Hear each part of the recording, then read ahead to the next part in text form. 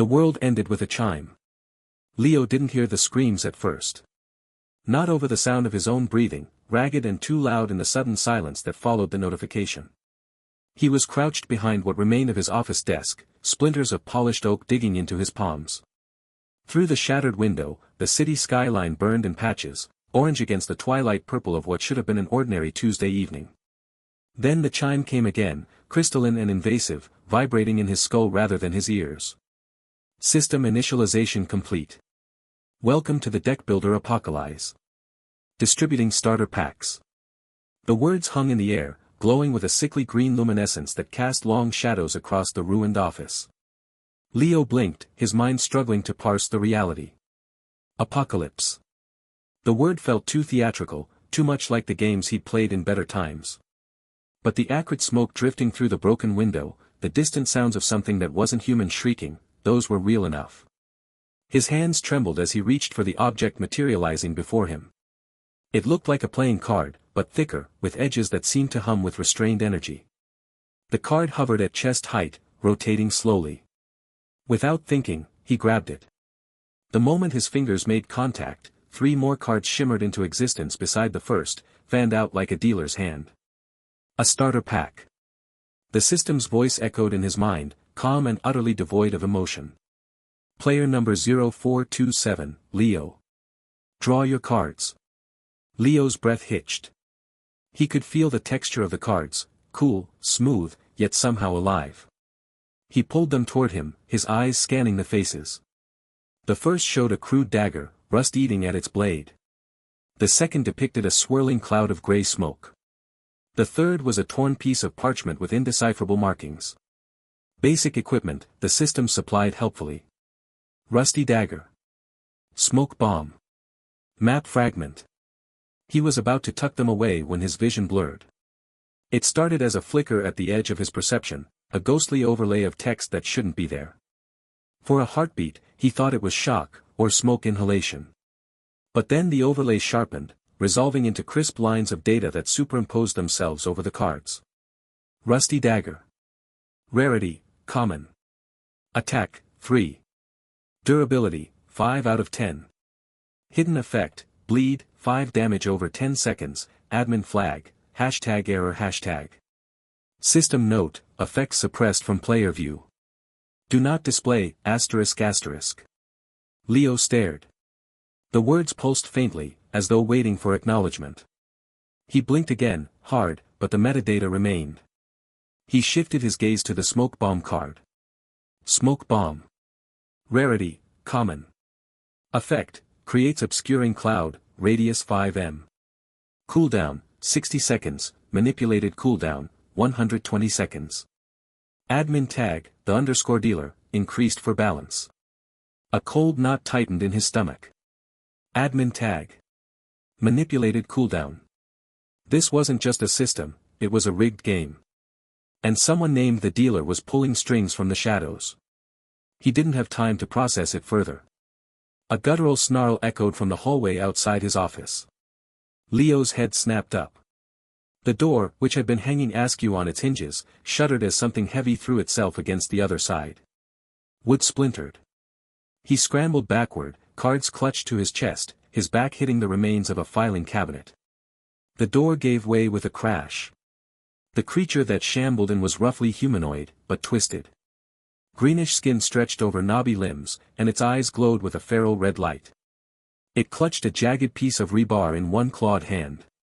The system chimed again, this time directly in Leo's mind. Encounter, Goblin Scavenger, Level 1. Threat, low.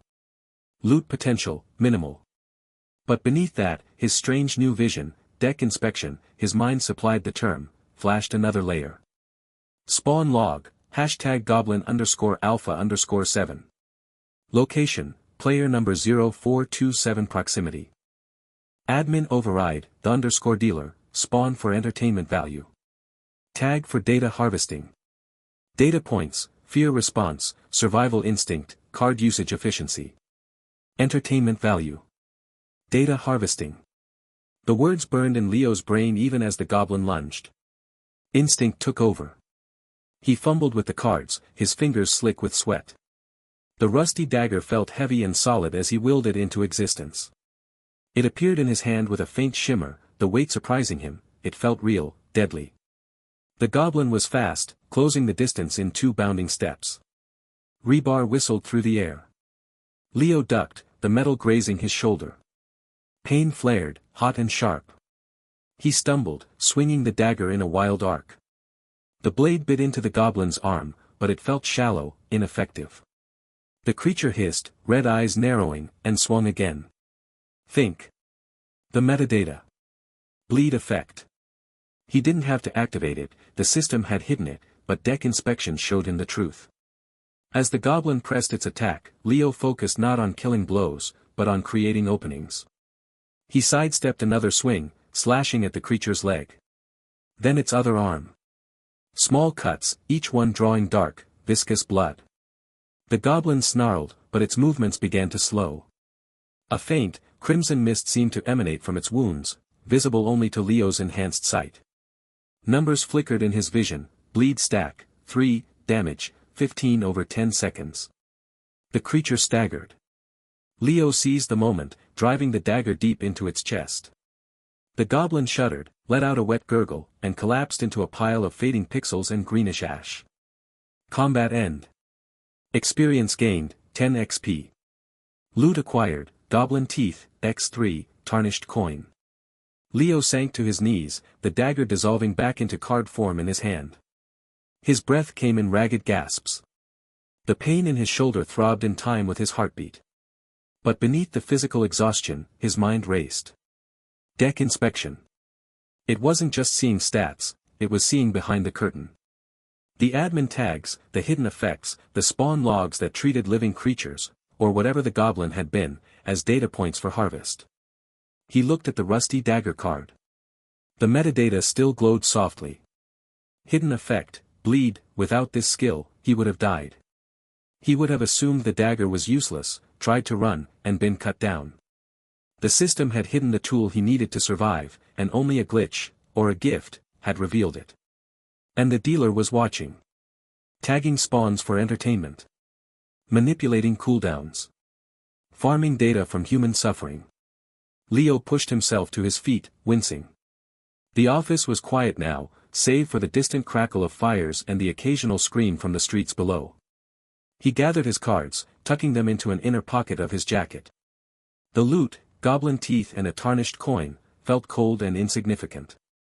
He was about to move toward the door, to see what remained of the world outside, when deck inspection flared again. This time, it wasn't about a card or a monster. A new prompt materialized in the center of his vision, pulsing with urgent red light. Admin alert, player number 0427, Leo, anomaly detected. Skill, deck inspection registered as legendary class. Probability of acquisition, 0.0001%. Flagging for observation. The dealer is observing. The words hung there, final and terrifying. Leo froze, his blood turning to ice. He wasn't just a player in this apocalypse. He was an anomaly. And now, the admin who rigged the game knew it. Somewhere, in a space between realities, the dealer smiled. And Leo, alone in a ruined office with a cheating system and a target on his back, realized that survival was no longer enough. He needed to understand the rules, and then break them. The morning sun filtered through the skeletal remains of skyscrapers, casting long shadows across the rubble-strewn streets. Leo moved with deliberate caution, his back pressed against the cold concrete of what had once been a bank. The city was silent except for the distant howls, not wolves, but something worse. Card wolves, the system called them. He'd seen their metadata yesterday through deck inspection, basic attack cards with artificially boosted stats, tagged with the dealer's mocking admin ID for entertainment optimization. His stomach growled, a reminder that survival here wasn't just about fighting monsters. He needed supplies. The office building where he'd awakened was picked clean, so he'd ventured deeper into the commercial district. Every step felt like walking through a minefield. Deck inspection hummed at the edge of his consciousness, a constant low-grade headache that sharpened whenever he focused on something card-related.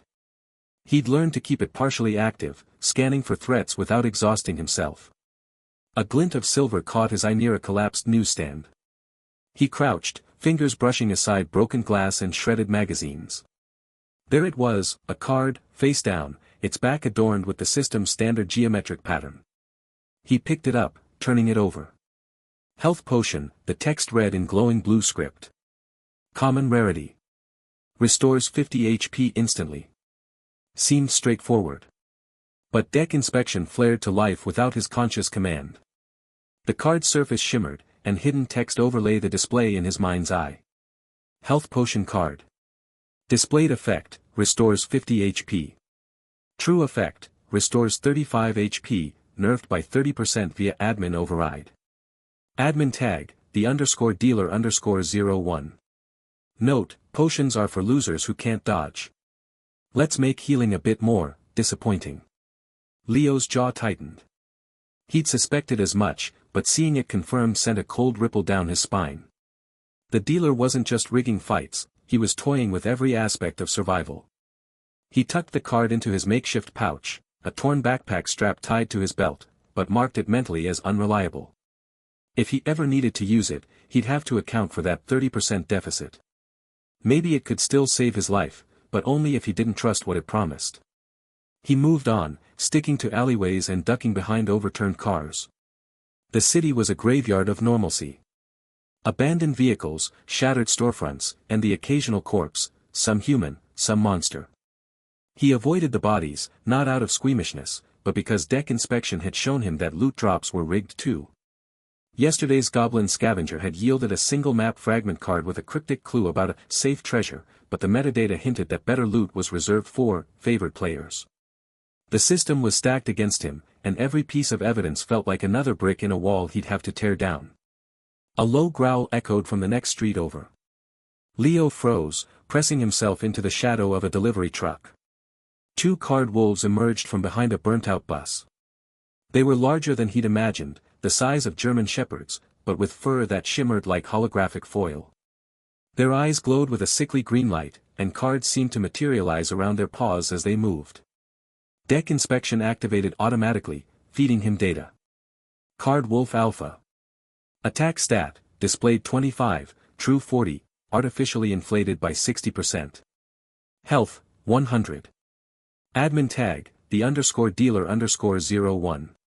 Note, alpha variant for extra panic. Let's see if this anomaly can handle a surprise. Card Wolf Beta. Attack stat, displayed 20, true 32, artificially inflated by 60%. Health, 80. Admin tag, the _dealer_01.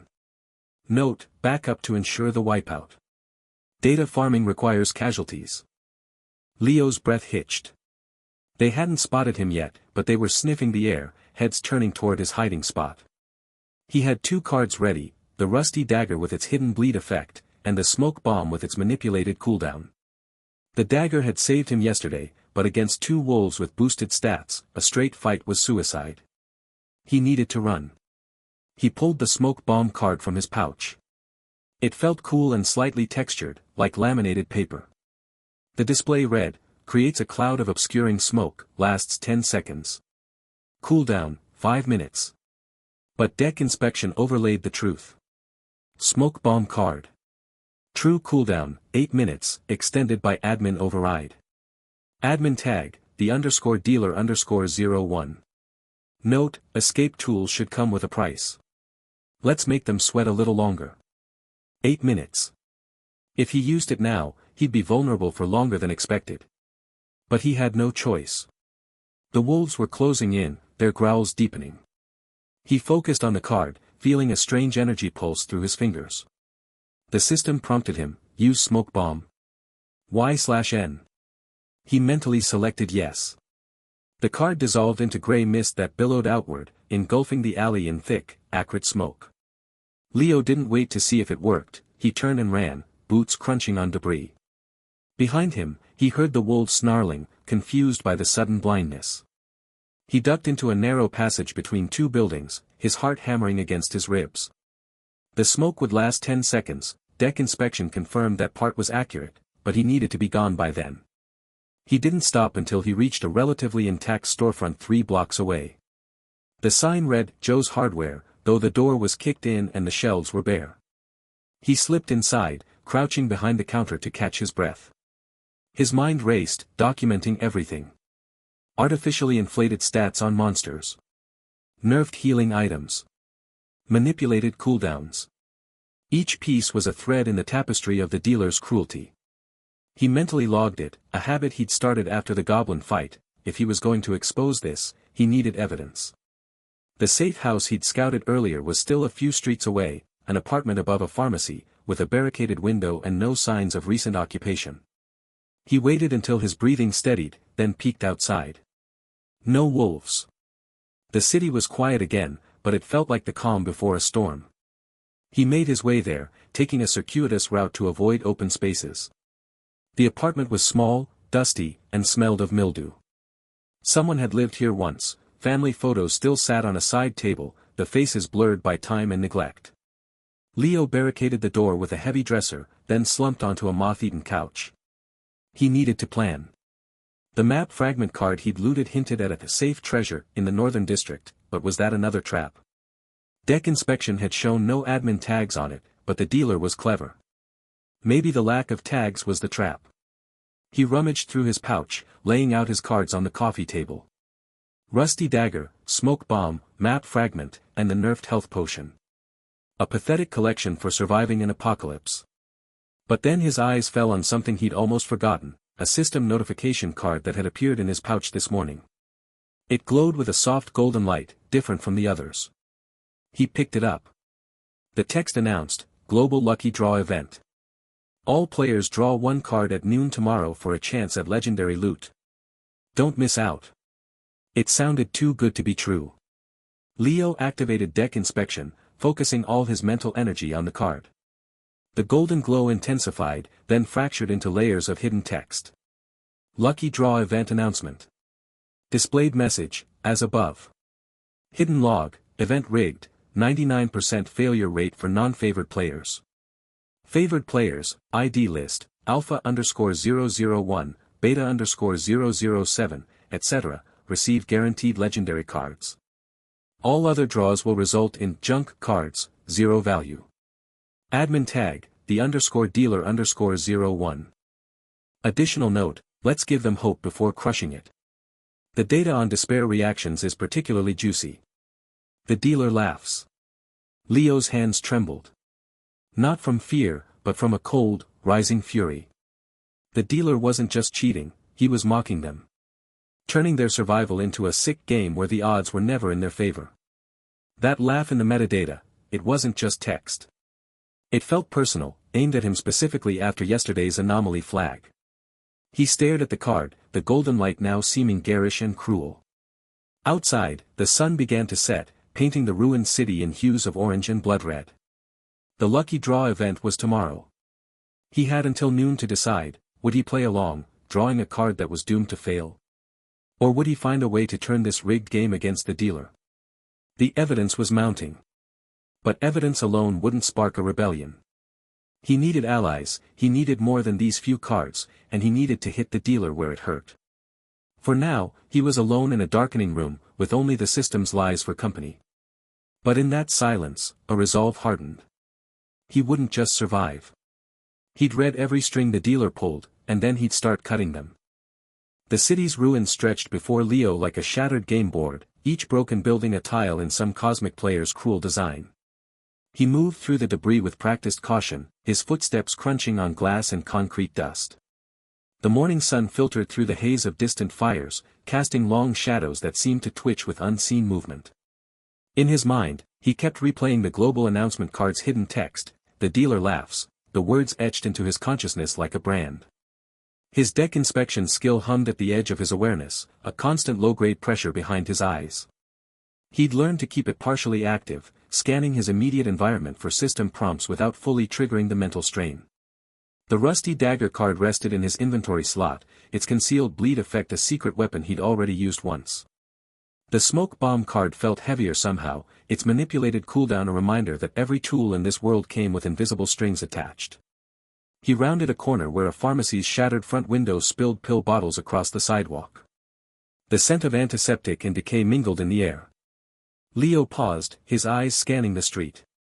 Deck inspection flickered automatically, revealing nothing but the usual ambient system noise, background data streams about environmental stability, temperature regulation, monster spawn timers. Normal system functions, or so they appeared. Then he heard the sound. It wasn't a monster's growl or the crackle of fire. It was human, a choked sob, followed by the clatter of something metallic hitting pavement. Leo froze, his hand instinctively moving to where the rusty dagger card would materialize if drawn. He peered through the pharmacy's broken display, past overturned shelves and scattered medical supplies. In the back of the store, near what had once been the prescription counter, a figure crouched among the wreckage. A woman, her dark hair matted with dust and sweat, her clothing torn in multiple places.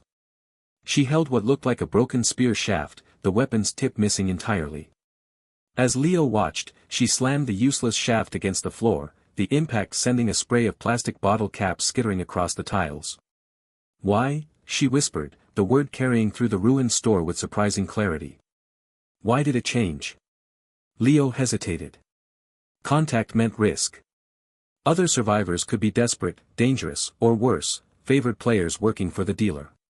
But something in her voice, that raw confusion mixed with grief, felt genuine. He took a slow breath and stepped through the broken window frame, glass crunching under his boots. The woman's head snapped up. Her eyes were red-rimmed, her face streaked with grime and tear tracks. She scrambled backward, raising the broken spear shaft like a club. "Stay back." Her voice cracked on the second word. "I'm not going to hurt you," Leo said, keeping his hands visible. He stopped about 10 feet away, near an overturned display of cough syrup. "My name's Leo. I'm just scavenging." She studied him, her gaze flicking from his face to his clothing to the empty space around him where cards might appear. "Scavenging," she repeated, the word tasting bitter. "Everything's scavenging now. Until the system decides your entertainment." Leo felt deck activation trigger almost against his will. Not on her directly, he'd learned not to scan people without cause, but on the environment around her. System logs floated at the edge of his vision, recent activity markers clustering around her position. Most were standard player interaction records, but one cluster glowed with the sickly yellow hue he'd come to associate with admin interference. "You lost someone," he said quietly. "My team," she spat the words. "3 of us. We found a dungeon entrance 2 days ago. Just a small one, system said it was a beginner-friendly encounter." She laughed, the sound hollow and broken. "The boss was supposed to have 500 health. We checked the public logs, we prepared, we had a strategy." Her knuckles whitened around the spear shaft. "Halfway through the fight, its health reset. Not regenerated, reset. Went back to full. And then it gained a new ability, some kind of area stun that wasn't in the encounter data." Leo's deck inspection skill pulsed. He didn't activate it fully, but he could feel the truth in her words resonating with something in the system's architecture. The memory of the Goblin Scavenger's admin tag, entertainment value, flashed through his mind. "What's your name?" he asked. "Maya," she said after a long pause. "We were calling ourselves the Scavenger's Mercy."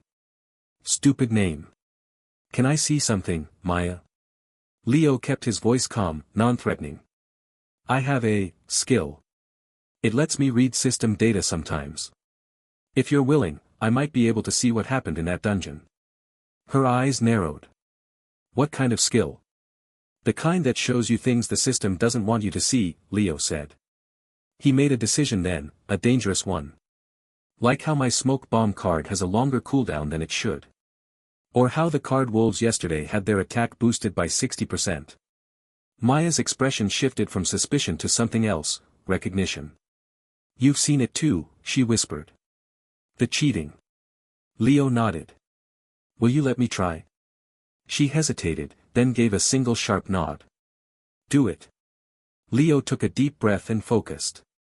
Deck inspection activated fully this time, the world around him dissolving into layers of data.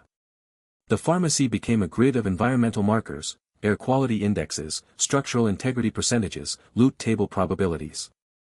Maya herself appeared as a player entity, her basic stats floating beside her: level 4, health 67-120, stamina depleted. Standard survivor data. But when he focused on her recent activity logs, the admin tags bloomed like infections. He saw the dungeon entry record, timestamped 48 hours prior. 3 players' signatures: Maya, someone labeled Carlos_R7, another Lynn_Scavenger. The dungeon ID, #D0447. Difficulty rating, beginner. Expected completion time, 30 minutes. Then the combat logs. Leo watched the data stream unfold. The team engaging a creature labeled Corrupted Watchman. Health bar at 500, dropping steadily as they coordinated attacks. At the 52% health mark, a system override command appeared, tagged with admin ID, the _dealer. Command, boss_health_reset. Parameter, full. Reason field, entertainment_value_insufficient. Another command followed seconds later. Command, ability_ADD. Target, Corrupted_Watchman. Ability, area_stun_pulse. Cooldown, 15ths. Reason, data_harvesting_optimization. The log showed the stunned icons appearing on all 3 players.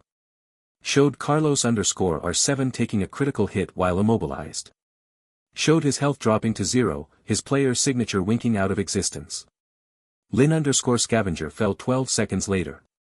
Maya's escape log showed her using an emergency teleport scroll, a one-time consumable that left her here, in this ruined pharmacy, alone. Leo pulled back from the data stream, the return to normal vision accompanied by a sharp pain behind his eyes.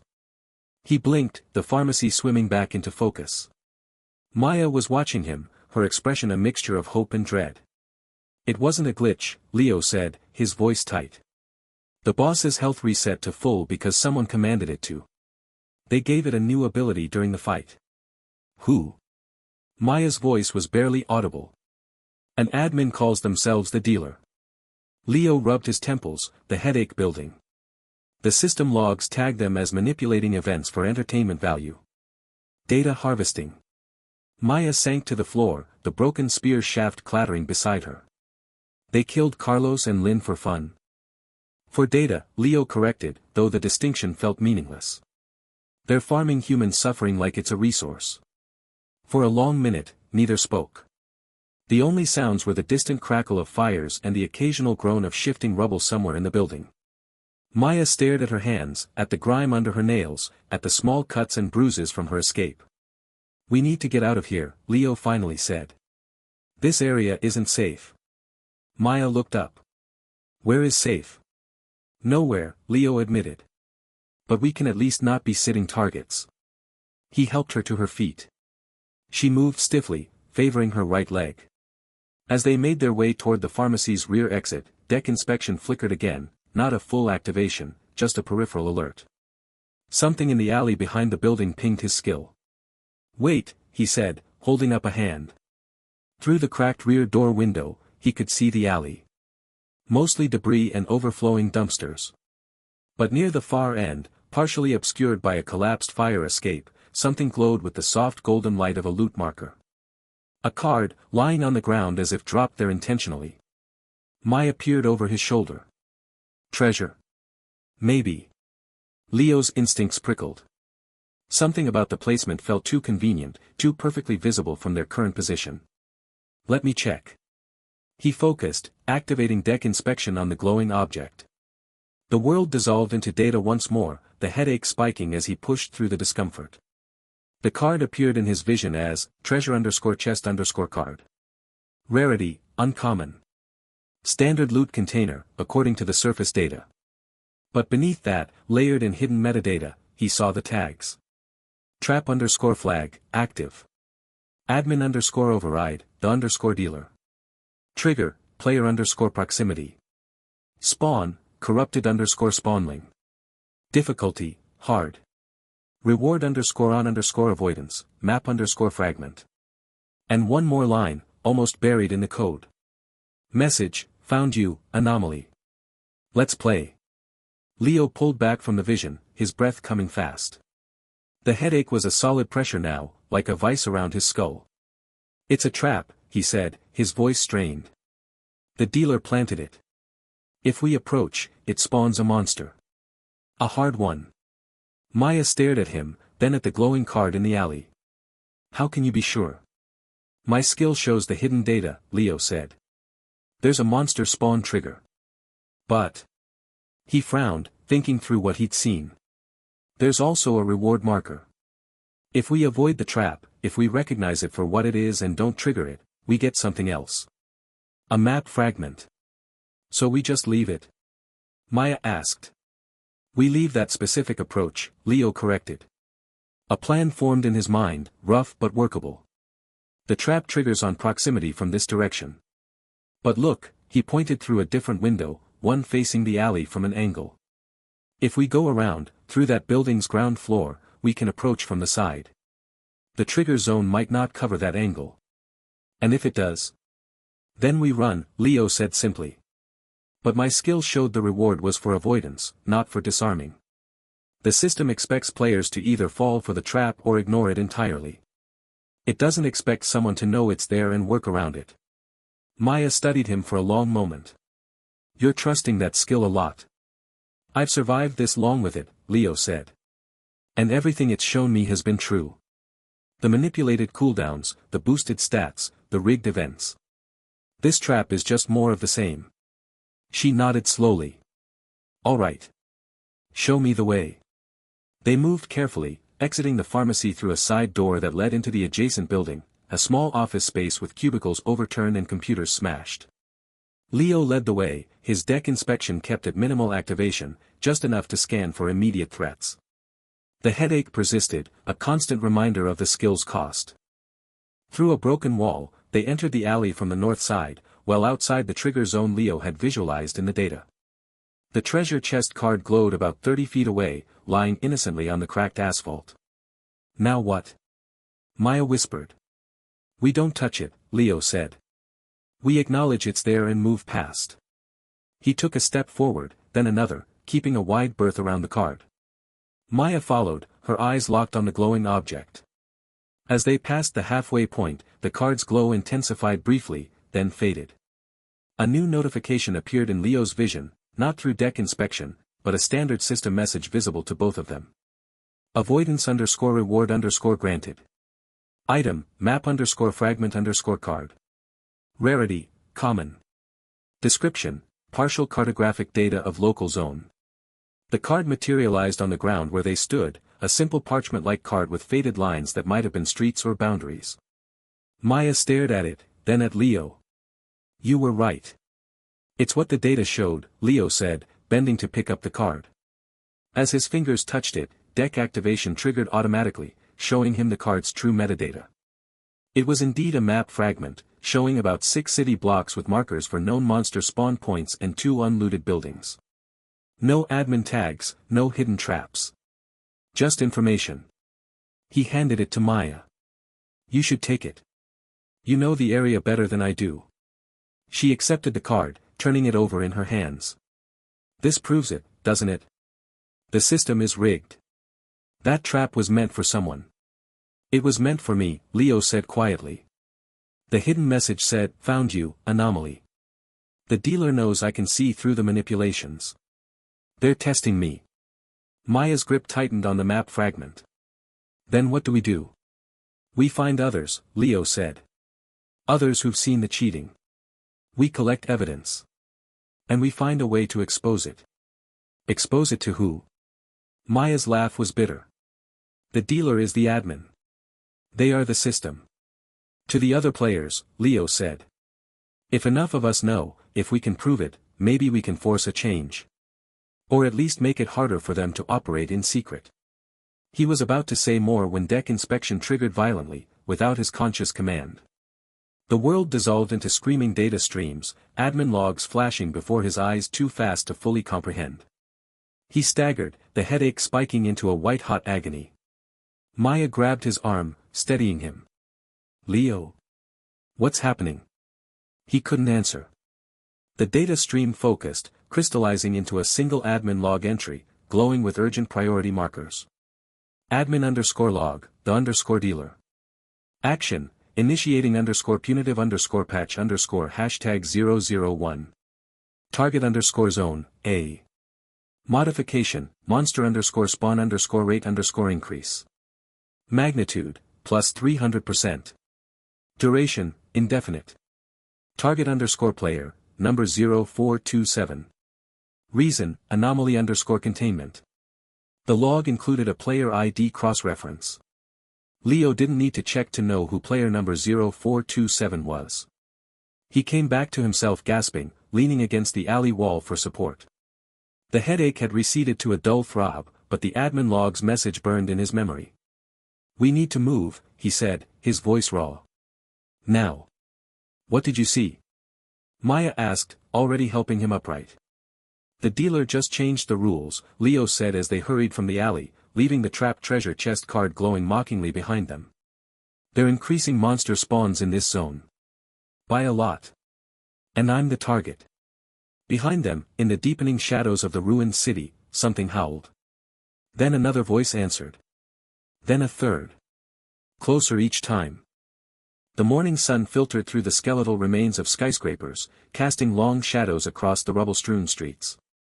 Leo rubbed his temples, the persistent headache from yesterday's deck inspection still throbbing behind his eyes. Beside him, Maya adjusted the strap of her makeshift pack, her expression grim but determined. "Survivor Camp Alpha," she said, pointing toward a cluster of tents and barricades in what had once been a city park. "Jake runs it. He's got about 30 people holed up there, mostly just trying to survive the daily monster spawns." Leo squinted at the camp. Even from this distance, he could see the slumped shoulders, the way people moved with the weary shuffle of the defeated. "They look broken." "They are," Maya replied, her voice low. "Last week, Jake led a raid on a dungeon. Lost half his team. The system said it was bad luck. But after what you showed me." She trailed off, her jaw tightening. As they approached the camp's outer perimeter, a wall of overturned cars and rusted metal sheets, a sentry called out. "Halt. Identify." A young woman with a makeshift spear peered over the barricade, her eyes darting between them. "Maya, level 4 survivor," Maya announced, holding up her hands. "And this is Leo. We're here to see Jake." The sentry hesitated, then nodded. "He's at the command tent. Don't cause trouble." Inside the camp, the air was thick with despair. People huddled around small fires, their faces gaunt. Some shuffled cards listlessly, but most just stared into the flames. A child cried softly in a corner, and no one moved to comfort her. Leo felt the weight of their hopelessness like a physical pressure. Jake's command tent was little more than a tarp stretched between two broken lampposts. The camp leader stood over a makeshift table, studying a map marked with red X's. He was a broad-shouldered man in his 30s, with a scar running down his cheek and eyes that had seen too much. At his hip hung a sword in a worn leather scabbard, the blade glinted with an unnatural sheen even in the dim light. "Jake," Maya said, stepping forward. "This is Leo. He's got something you need to see." Jake looked up, his expression guarded. "Maya. Heard you lost your team." "Sorry." His gaze shifted to Leo. "What do you want?" "To show you why you keep losing," Leo said, his voice steady despite the headache. "That sword on your hip. Mind if I take a closer look?" Jake's hand instinctively went to the hilt. "Why?" "Because I can see things others can't," Leo replied. He focused, activating deck inspection. The familiar strain built behind his eyes, but he pushed through it. The sword's metadata flooded his vision in glowing blue text. Item, Legendary Sword of the Dawn. Displayed stats **. Attack, 85. Durability, 200/200. Special effect, plus 15% critical chance. True metadata **. Attack, 45, artificially inflated by 40. Hidden tracker, admin ID, the dealer, monitoring wielder location. Favored player tag, Jake, player number 0113, marked 4, entertainment value. Manipulation log, rewards rigged to maintain morale before scheduled wipeout event. Leo's breath caught. The sword wasn't just weak, it was a leash. "Jake," he said slowly, "that sword isn't what you think it is. The attack stat is fake. It's tracking your every move. And you're marked." Jake's eyes narrowed. Prove it. There's a daily quest card on your table, Leo said, pointing to a glowing card beside the map. Inspect it with me. Jake picked up the card, a standard issue quest with golden borders. The text read, Daily Quest, defeat 5 goblin scavengers. Reward, 50 gold coins, rare equipment chest. Leo activated deck inspection again. The headache spiked, a sharp pain behind his right eye, but he forced himself to focus. The card's true metadata appeared. Quest, Daily Scavenger Hunt. Displayed rewards * 50 gold, rare equipment chest. True metadata *. Goblin spawn rate artificially increased by 200% in designated zone. Rare equipment chest drop chance, 0.01%, rigged. Failure condition, if player survives, trigger unexpected elite spawn. Admin tag, the dealer, let them think they have a chance. Leo read the metadata aloud, his voice carrying across the quiet camp. People began to gather, their murmurs growing as he detailed each manipulation. When he finished, Jake was staring at the card, his knuckles white where he gripped it. Show me again, Jake whispered. Leo took a deep breath, ignoring the pounding in his skull. He reactivated deck inspection, and this time, he projected the metadata, a trick he discovered he could do by focusing the skill outward. Glowing blue text appeared in the air above the card, visible to everyone. Gasps rippled through the crowd. It's true, someone muttered. All this time. Jake's shoulders slumped. He looked at his sword, then at the faces of his people, the hollow eyes, the resigned expressions. Why? He asked, his voice barely audible. Because he's farming us, Leo said, the words tasting bitter. The dealer. He's not just running the system, he's torturing us for data. For entertainment. Every bad luck moment, every wipeout, every rigged reward, it's all by design. Maya stepped forward. Leo has a skill, deck inspection. He can see the truth. And he's going to expose it. How? Jake asked, looking at Leo with new intensity. By fighting back, Leo said. Not just surviving. We find the system's weaknesses, the bugs, the glitches. Cards that shouldn't exist. We collect them, and we use them against him. For a long moment, Jake was silent. Then he straightened, his eyes hardening. What do you need? Over the next few hours, Leo worked with the camp. He inspected every card they had, dozens of them, from common health potions to rare equipment drops. Each time, the headache grew worse, a constant throb that made his vision swim. But he pushed through, cataloging the manipulations. A lucky charm card that actually decreased loot chances by 20%. A monster repellent that attracted stronger enemies. An experience boost that secretly drained health over time. But among the trash, they found treasures. Bug cards, system errors Leo could see with deck inspection.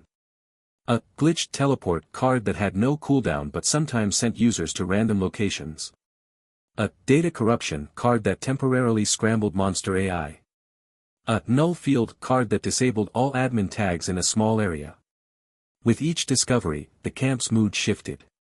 The despair began to lift, replaced by a simmering anger, and beneath that, a fragile hope. People started talking, planning. A young man named Eli, who'd been silently sharpening knives in a corner, offered to scout for more bug cards.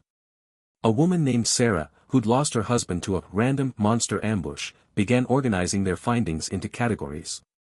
By evening, they had a small collection, 7 bug cards, each a crack in the dealer's perfect system. Leo sat by a fire, massaging his temples. The headache was now a constant presence, a price he was learning to live with. Jake approached, holding 2 bowls of thin stew. Eat, he said, handing one to Leo. You look like hell. Feels like it, Leo admitted, taking the bowl. But it's working. Jake nodded, looking around at the camp. For the first time, people were talking instead of just surviving. Someone had started a proper watch rotation. Another group was practicing card combinations with the bug cards.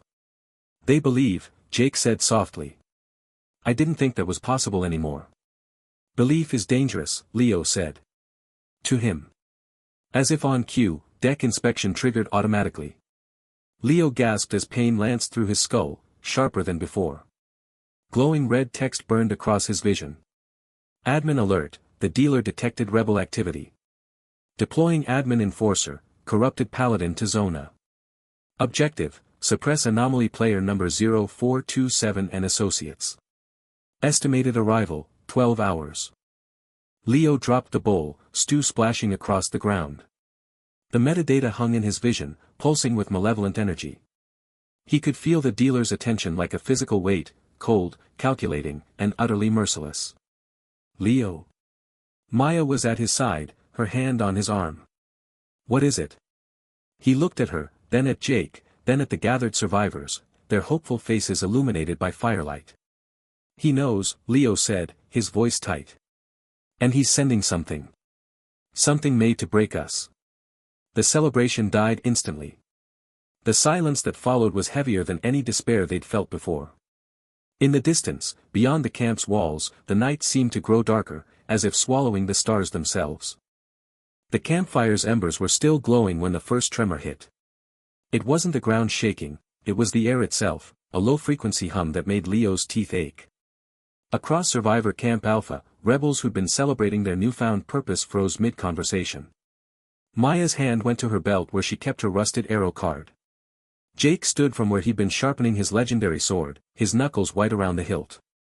Leo's deck inspection triggered before he could consciously will it. White-hot pain lanced through his temples, the familiar headache blooming into something sharper, more urgent. System text flickered across his vision in blood-red letters. Admin enforcer deployment complete. Target zone, A. Entity, corrupted paladin, admin controlled. Estimated arrival, imminent. They're here, Leo said, his voice cutting through the sudden silence. The dealer's enforcer. Through the haze of pain, he saw the rebels scrambling. Eli was already at the camp's makeshift western barricade, peering through a gap in the stacked rubble. Sarah moved through the crowd with calm efficiency, directing survivors to defensive positions she'd organized earlier that evening. But Leo knew barricades wouldn't matter. Not against something the dealer had personally sent. The humming intensified, becoming a metallic screech that set Leo's nerves on edge. Then the corrupted paladin stepped into the firelight. It was taller than any human had a right to be, 7 feet of tarnished silver plate armor that seemed to drink the light rather than reflect it. Cracks spiderwebbed across its breastplate, glowing with sickly purple energy that pulsed in time with the humming. Its helmet was featureless except for 2 slits where eyes should have been, those glowed with the same violet light. In its right hand, it carried a warhammer that crackled with unstable energy, in its left, a shield bearing a symbol Leo recognized from system logs, the dealer's personal mark, a stylized card back with a grinning joker at its center. The paladin didn't charge. It walked, each step deliberate, the ground crunching beneath armored boots. Its head turned slowly, scanning the camp. When its gaze passed over Leo, the deck inspection skill screamed in his mind, flooding his vision with metadata. Card, Divine Smite, Admin Modified. True Effect, Instant Fatality to non-favored players. Artificial Boost, plus 500% Damage Multiplier.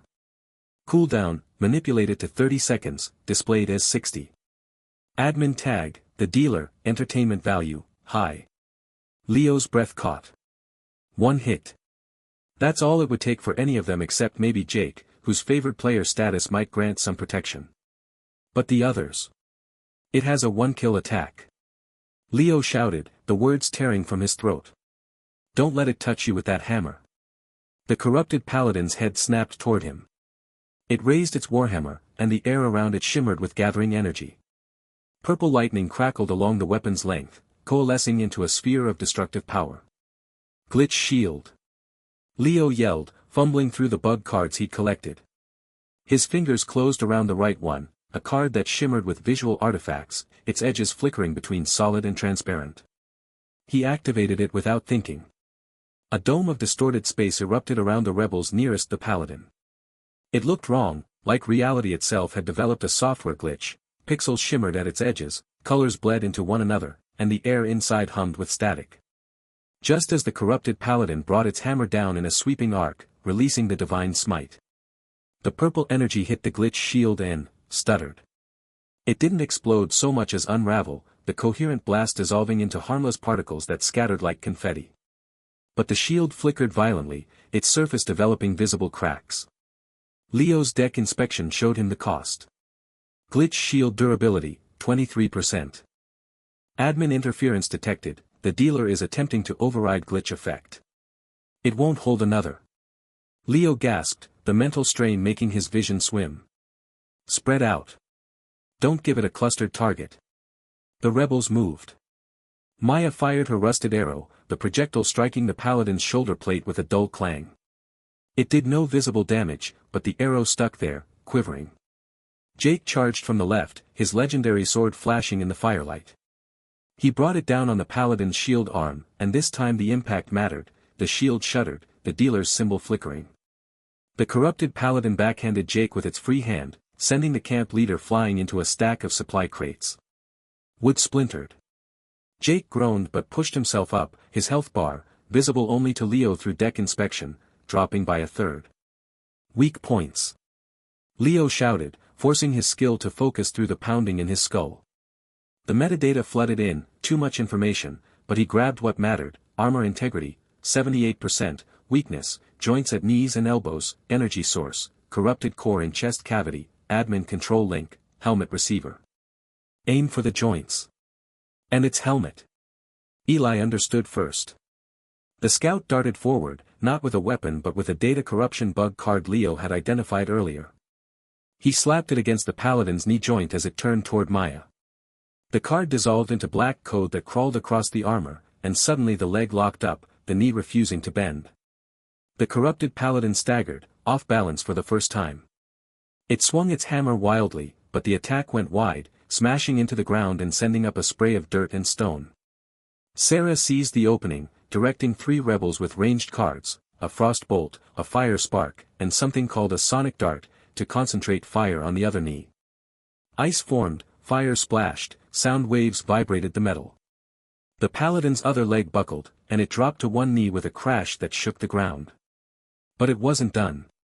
Its free hand glowed with the same purple energy, and cards materialized around it, not physical cards, but projections. A healing aura, a retribution aura, a divine protection. All admin modified, all glowing with the dealer's tag. Deck inspection showed Leo the truth: the dealer is remotely playing support cards for Enforcer. It's cheating. Leo screamed, the injustice burning through his pain. It's drawing support from the dealer directly. The healing aura began knitting the damage to the paladin's joints. The retribution aura made the air around it crackle with feedback. When Eli tried to approach with another bug card, he was thrown back by an invisible force, his health dropping dangerously low. Think, Leo commanded himself. The mental strain was becoming physical now, blood trickled from his nose, warm and metallic. He could feel deck inspection eating at his consciousness, but he pushed it harder, focusing on the projected cards. Their metadata scrolled past: admin manipulated RNG, 100% activation success, duration, indefinite, admin sustained, counter, null field bug disrupts sustained effects. Null field. He had that card. Somewhere in his collection, between the glitched teleport and, there.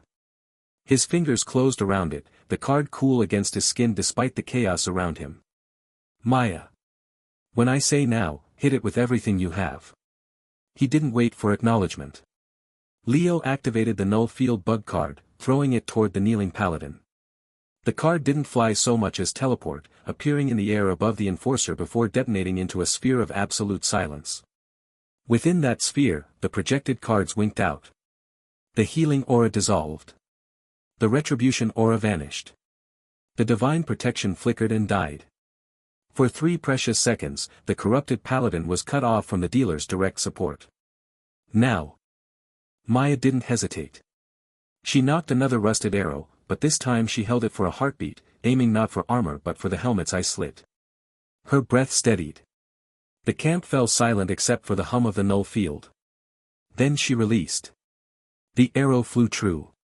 It shouldn't have, the distance was too great, the target too small, the lighting too poor. But Maya's card wasn't just a rusted arrow. Deck inspection showed Leo its hidden property as it left the bow: guaranteed weak point strike on admin-controlled entities, system bug unpatched. The arrow slipped through the eye slit. There was a sound like shattering glass, and the violet light in the helmet's eyes flared once, blindingly bright, before going dark. The corrupted paladin shuddered.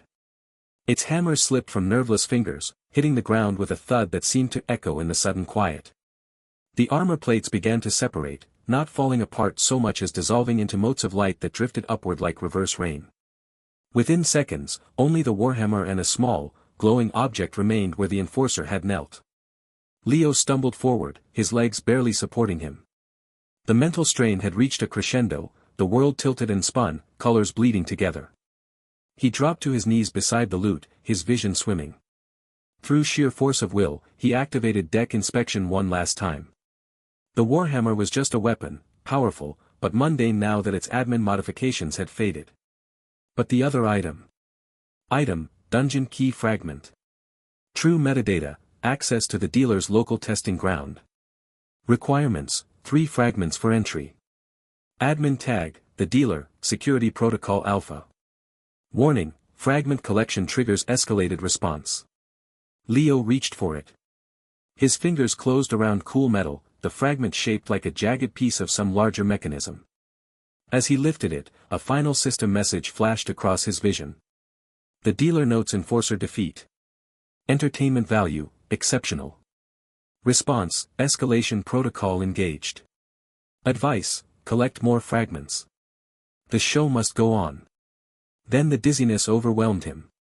The world went gray at the edges, then black. The last thing he felt was the dungeon key fragment slipping from his fingers as he collapsed into unconsciousness, the sounds of the rebels rushing toward him fading into nothing. The morning after the corrupted paladin's defeat brought no respite, only the metallic taste of blood still lingering in Leo's mouth and a persistent throb behind his eyes that felt like a vice tightening with each heartbeat. Around the smoldering remains of Survivor Camp Alpha's eastern barricade, the rebel group moved with quiet efficiency, their movements sharpened by the knowledge that the dealer's punitive patch had turned Zone A into a hunting ground. Leo leaned against a shattered concrete pillar, watching as Maya carefully wrapped a bandage around Eli's forearm where a shard of corrupted armor had grazed him during the final moments of the battle. Sarah moved among the other survivors, distributing what few ration cards remained, basic food pack cards with depressingly low nutrition values that Leo's deck inspection had confirmed were intentionally nerfed for non-favored players. "We need to move," Jake said, his voice carrying the weight of his new role as rebel lieutenant. He held up the dungeon key fragment they'd looted from the paladin, a jagged piece of crystalline data that shimmered with unnatural violet light. "My scouts report monster patrols have tripled along the northern routes. The dealer isn't just watching anymore.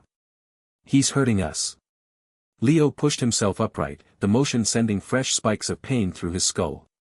He focused on the key fragment in Jake's hand, and without conscious effort, his deck inspection activated. Text scrolled across his vision in that familiar, cold system font. Item, dungeon key fragment 1/3. Admin tag, the dealer. Purpose, access token for local testing ground alpha. Security, fragmented across 3 high-threat encounters. Note, fragment retrieval efficiency below expected thresholds. Adjusting patrol algorithms. The last line made Leo's stomach tighten. The dealer wasn't just reacting, he was learning from their movements, adapting his traps in real time. Leo shared the information with the group, watching as Maya's expression hardened and Sarah's hand stilled on the ration cards she was sorting. "We split up," Leo said, the words coming out rougher than he intended. 3 teams. Faster coverage, harder for him to track all of us. Maya immediately stepped to his side. "I'm with you. Your headaches are getting worse, you need someone watching your back when the strain hits." Jake nodded, already assessing his people. "Eli, take Team 2, scout the industrial district ruins. Sarah, you're with me for the old subway tunnels. Leo, Maya, try the commercial plaza. It's the most exposed, but deck inspection might give us an edge against whatever traps he's laid there." The commercial plaza was a graveyard of consumerism, its shattered storefronts and overturned vehicles now home to skittering things that moved in the shadows.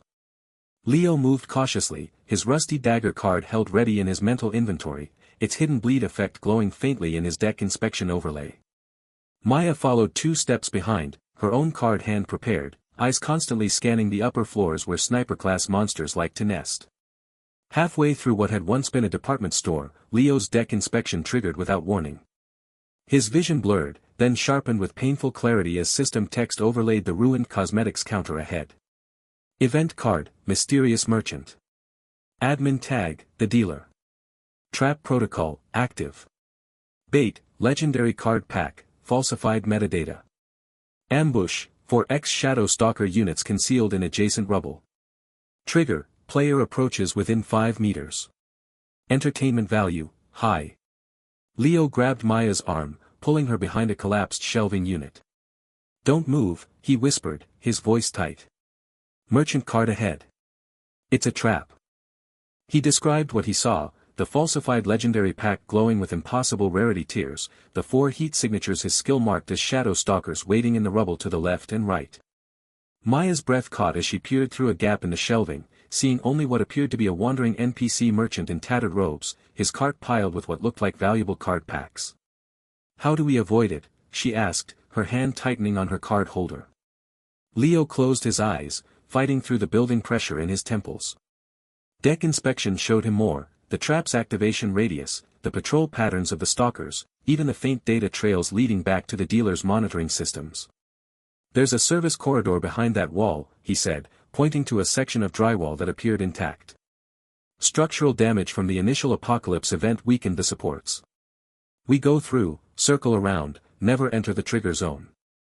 It took 20 minutes of careful, silent movement, using Leo's smoke bomb card to create brief diversions when patrols came too close, Maya using her knowledge of urban navigation to find paths through collapsed sections.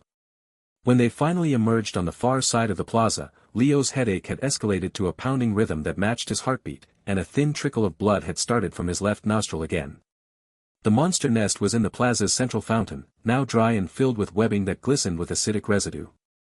The guardian beast emerged as they approached, a 6-legged creature with chitinous plates and too many eyes, its form shifting between solid and semi-transparent as system effects flickered around it. Leo activated deck inspection, the strain like ice picks behind his eyes. Enemy, guardian beast, nest defender. Admin tag, the dealer. Special, phase shift, shifts between physical and energy states.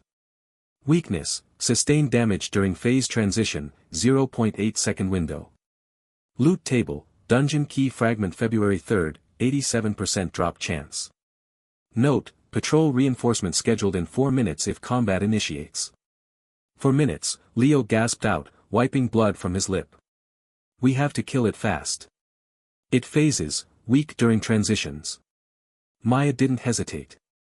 She played her rusted arrow card, the projectile materializing in her hand with a faint screech of corroded metal. I'll mark the transitions. You hit it when it's vulnerable.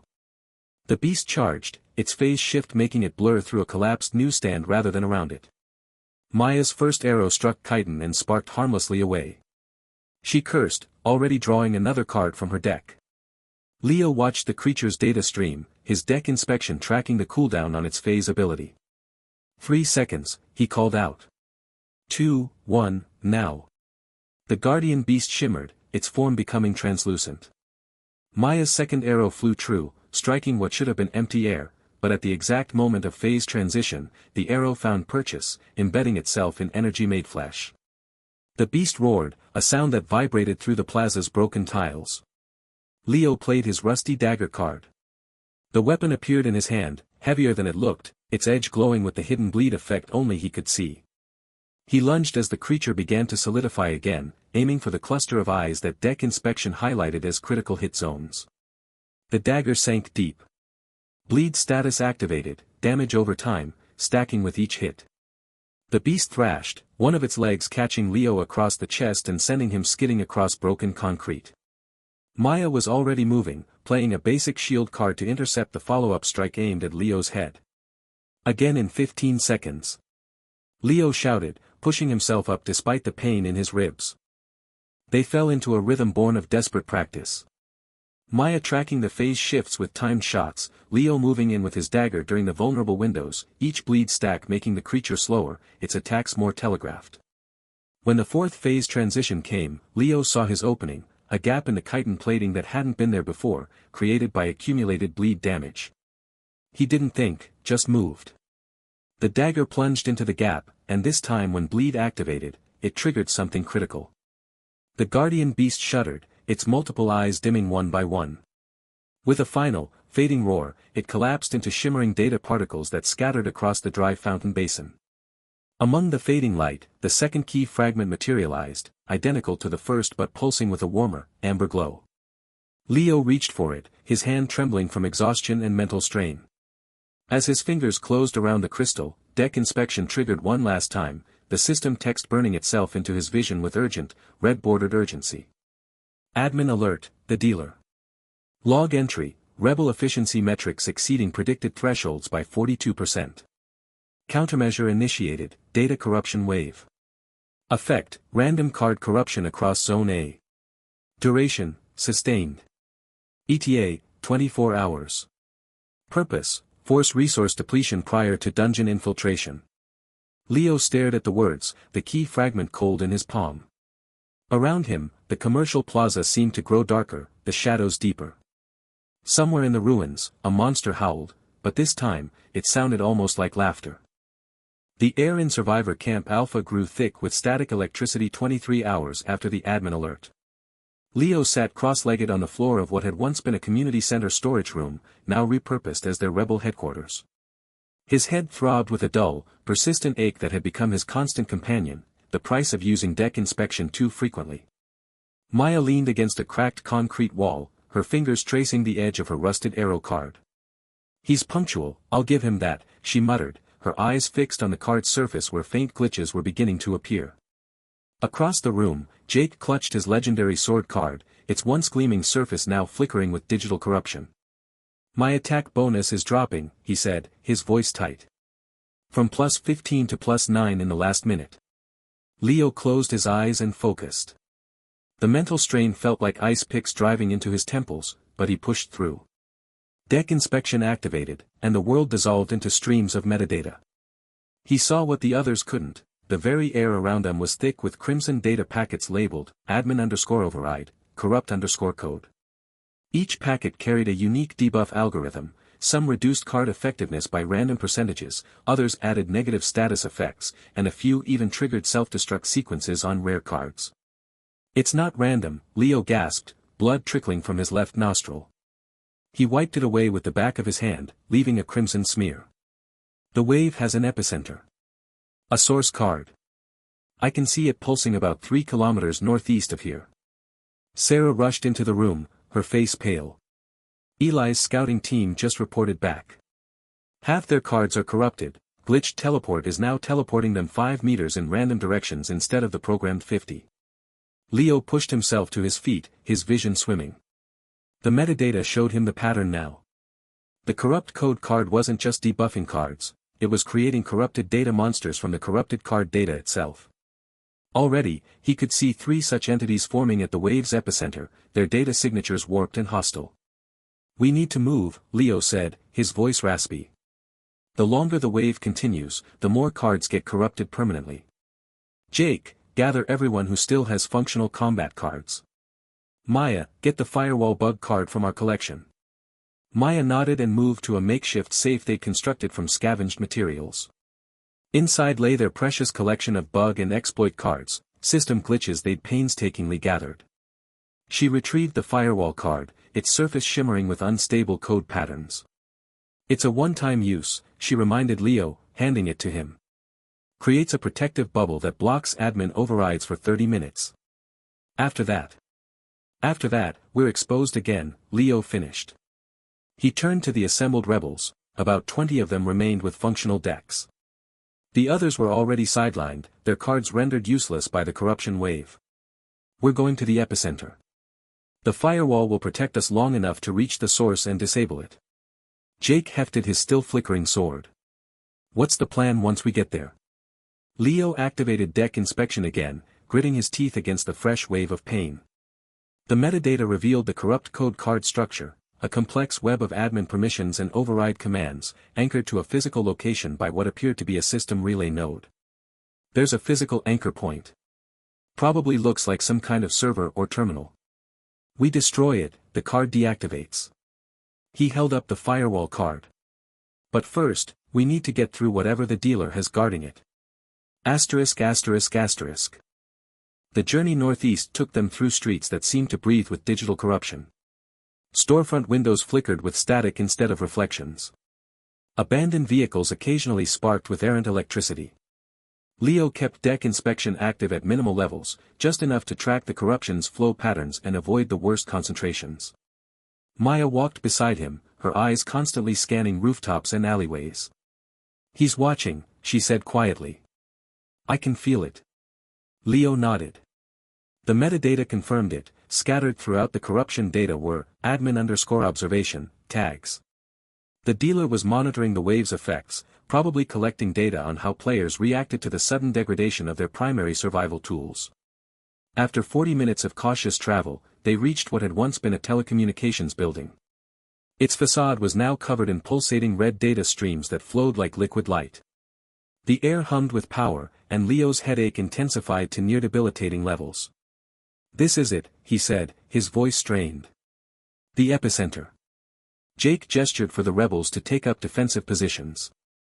Eli's scouting team had already identified 3 corrupted data monsters patrolling the building's perimeter, twisted constructs of glitching polygons and unstable energy, each formed from the corrupted remains of dozens of player cards. Leo activated the firewall card. A shimmering blue dome expanded from his hand, enveloping all 20 rebels. Immediately, the corruption effects on their cards stabilized. Jake's sword stopped flickering. Maya's arrow card regained its sharp edge. But the dome was transparent, and through it, they could see the corrupted data monsters turning toward them, sensing the disruption to their feeding ground. 30 minutes starts now, Leo said. "We need to get inside, find the anchor, and destroy it." The first monster charged, a hulking thing of mismatched armor textures and glitching particle effects. It moved with jerky, unnatural motions, as if its animation frames were skipping. Jake met its charge, his legendary sword cutting through corrupted data streams. The monster screamed, a sound like grinding hard drives, and dissolved into scattering pixels. But 2 more took its place, emerging from the building's corrupted facade. "They're spawning from the corruption itself," Sarah shouted, directing rebel fire at the newcomers. Leo pushed forward, deck inspection showing him the building's interior layout through the overlay of corruption data. The anchor point was on the 3rd floor, in what had once been a server room. But between them and it were at least 7 more corrupted entities, and the metadata suggested they grew stronger the closer one got to the source. Maya's arrows found their marks, each shot timed to hit during the brief moments when the monster's data integrity fluctuated. She'd learned to read their glitching patterns, predicting vulnerability windows. "They're like the guardian beast," she called to Leo. "Phased defenses, but with data corruption instead of physical shifting." Leo nodded, conserving his mental energy. He used his rusty dagger only when necessary, its hidden bleed effect surprisingly effective against the data constructs. Each strike left lingering corruption damage that continued to eat away at their structural integrity. They fought their way through the building's lobby, up a staircase that flickered between solid and transparent states, and onto the 2nd floor. Here, the corruption was so thick it manifested as physical obstacles, walls of glitching code that had to be hacked through or circumvented. 18 minutes left on the firewall, Sarah reported, her voice tight with tension. On the 3rd floor, they found the server room. Or what remained of it. The space had been transformed into a nightmarish cathedral of corruption. In the center floated the corrupt code card itself, a physical manifestation 3 feet across, rotating slowly while pulsing with sickly red light. Data streams flowed from it to every surface in the room, and from those surfaces emerged the most powerful corrupted entities yet. One of them, a towering knight of glitching plate armor, turned its helmet toward Leo. Through deck inspection, Leo saw its metadata, corrupted_data_knight, admin_enforcer_protocol. This wasn't just random corruption, the dealer had programmed specific combat routines into this guardian. "Jake, Maya, keep the others safe," Leo ordered. "I need to get to that card." He charged forward, his rusty dagger in hand. The corrupted data knight moved to intercept, its greatsword, a corrupted version of some player's legendary weapon, sweeping down in an arc that tore through the air with screaming data fragments. Leo ducked under the blow, feeling the heat of corrupted code wash over him. He stabbed upward with his dagger, aiming for a joint in the knight's armor that deck inspection showed as a data integrity weak point. The blade sank in, and the bleed effect activated, corruption spreading from the wound, causing the knight's movements to stutter. But 2 more knights were forming from the corruption flowing from the central card. Leo reached into his card collection, his fingers finding the debug exploit card. It was their most precious find, a one-time use card that could temporarily disable any admin override effect. He'd been saving it for the dungeon infiltration, but this was the moment. As the second knight charged, Leo played the debug card. The effect was immediate and violent.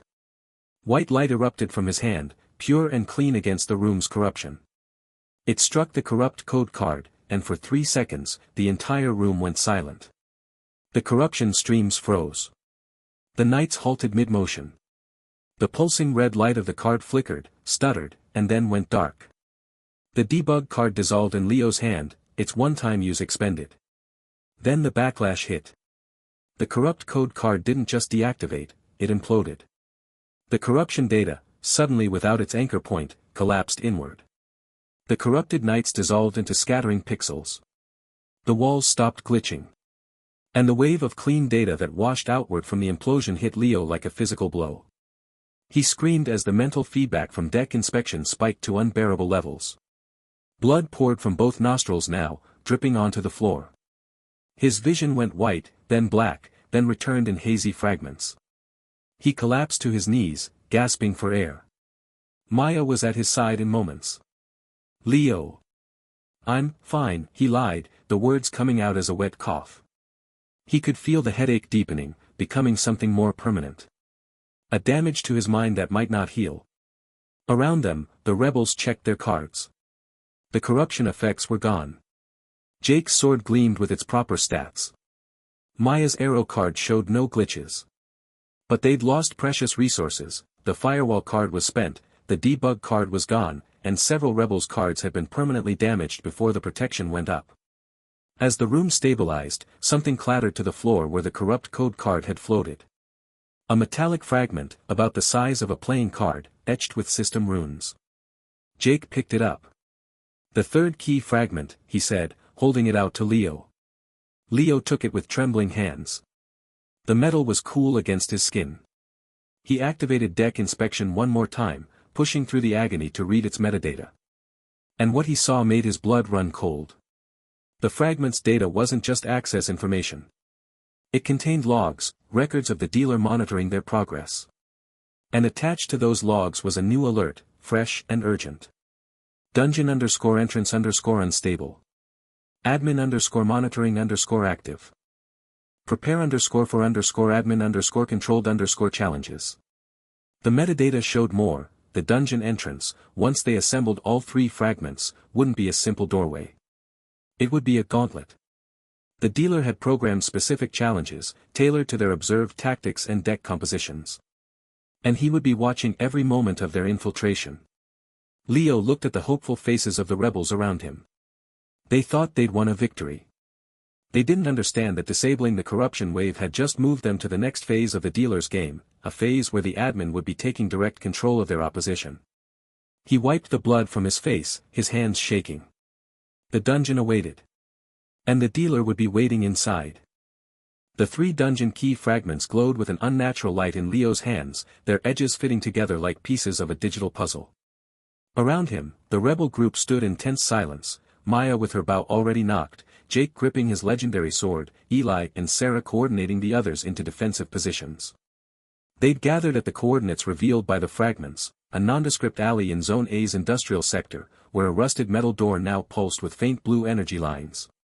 Leo's head throbbed with a dull, persistent ache, the mental strain from the past days building behind his eyes like pressure in a dam.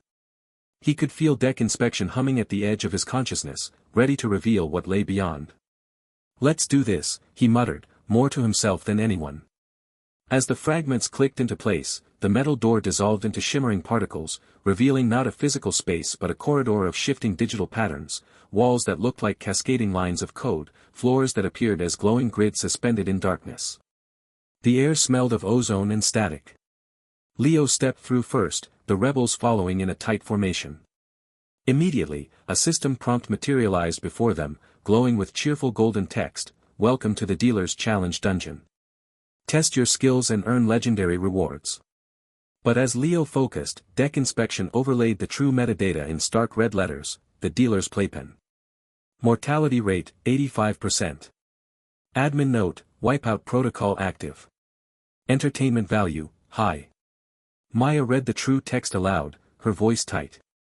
85%. He's watching, Leo said quietly, his eyes scanning the corridor. Through deck inspection, he could see faint admin logs scrolling in the air, player group entered. Monitoring engagement metrics. The corridor stretched ahead, branching into 3 paths, each marked with illusory treasure chest icons that deck inspection revealed as trap triggers. They chose the center path, moving cautiously. The floor tiles shifted underfoot, some glowing with warning sigils only visible through Leo's skill. Stop, he commanded, holding up a hand. Third tile from the left, it's rigged to collapse into a spike pit. He pointed to the metadata floating above it, trap, instant death pit. Admin override, always active for non-favored players. Eli marked the safe path with chalk from their supplies, the physical substance sticking oddly to the digital floor. As they progressed, the walls began to display mocking messages, almost there, and, great loot ahead. That deck inspection revealed as psychological manipulation tactics logged by the dealer. The first puzzle room appeared as a circular chamber with 3 floating card pedestals. A system announcement chimed, draw a card to proceed. Highest rarity wins. But Leo's deck inspection showed the truth, each pedestal was linked to a manipulated RNG table. Don't draw, he warned. The left one has a 99% chance of triggering a monster spawn. The middle one's legendary card is actually a curse that drains health. The right one. He squinted, the metadata swimming before his eyes. The right one has a hidden admin log, if player draws here, activate room lockdown. So how do we pass? Jake asked, his knuckles white on his sword hilt. Leo examined the room's architecture through deck inspection. The door itself was governed by a door lock card embedded in the ceiling, its metadata revealed a backdoor password, override code, debug_777. He relayed it to Sarah, who had a minor hacking skill from her pre-apocalypse IT job. She input the code into her interface, and the door slid open without requiring any card draw. Beyond lay a treasure vault that wasn't a trap, a rare moment of actual loot. Floating shelves held cards that glowed with irregular patterns. Leo inspected them carefully, his nose beginning to bleed again as he pushed his skill. These are exploit cards, he announced, wiping blood from his lip. System override, one-time use to force a card draw from the admin deck. Data scramble, temporarily corrupts enemy metadata. And this one. He picked up a card that felt heavier than the others. Backdoor access, creates a temporary admin terminal. They distributed the cards carefully, each rebel taking one based on their role. Maya took data scramble for her ranged attacks, Jake took system override for his frontline position, and Leo kept backdoor access. The mental cost was mounting, with each use of deck inspection, his vision blurred at the edges, and the headache sharpened into something like a migraine with teeth. The next chamber was a maze of shifting walls, each movement triggering random card draws from a corrupted deck. Through deck inspection, Leo could see the manipulation in real time. Wall shift number 12, force draw of poison gas card unless player has fire resistance, which was removed from drop tables yesterday per admin log number 449. He guided them step by step, calling out safe paths based on the metadata he read, his voice growing strained. At one point, a false exit appeared, promising safety and rest. The metadata revealed it as trap, illusory sanctuary. Admin note, players who enter experience simulated rescue before system termination. Good for despair metrics. They bypassed it, finding instead a hidden alcove with a healing station, a rare genuine resource that restored some of Leo's mental fatigue, though the underlying migraine remained. Deeper they went, through rooms where gravity shifted randomly, admin logged as entertainment test number 302, past guardians that were mere holograms with real attack data, admin note, cost-effective terror units, and finally into a vast chamber that felt different, heavier, more real. The walls here were solid stone rather than digital projections, and in the center stood a massive golem constructed of crystalline data shards and rusted metal plating. It stood dormant, but energy crackled around its form. As they approached, deck inspection triggered automatically, flooding Leo's vision with information so intense he staggered, grabbing his head. The metadata scrolled in urgent red, boss, system guardian golem. Admin ID, the _dealer. Stats artificially inflated, health plus 300%, attack plus 250%, defense plus 200%. Weakness, admin logs exposed. Current status, dormant, activation upon player proximity. Note, this unit contains local admin terminal access points. Entertainment value, maximum. Leo's vision swam as he tried to process the information. The golem's eyes began to glow with malevolent blue light. Around them, the chamber's exits sealed with barriers of solid energy. The metadata updated, engagement protocol initiated. Wipeout sequence, active. He turned to the rebels, blood now dripping steadily from his nose, his head pounding with each heartbeat. "It's awake," he managed to say, his voice raw. "And it's cheating worse than anything we've seen." The golem took its first earth-shaking step forward. The chamber sealed with a sound like shattering glass, the exits dissolving into shimmering data streams that solidified into impassable walls.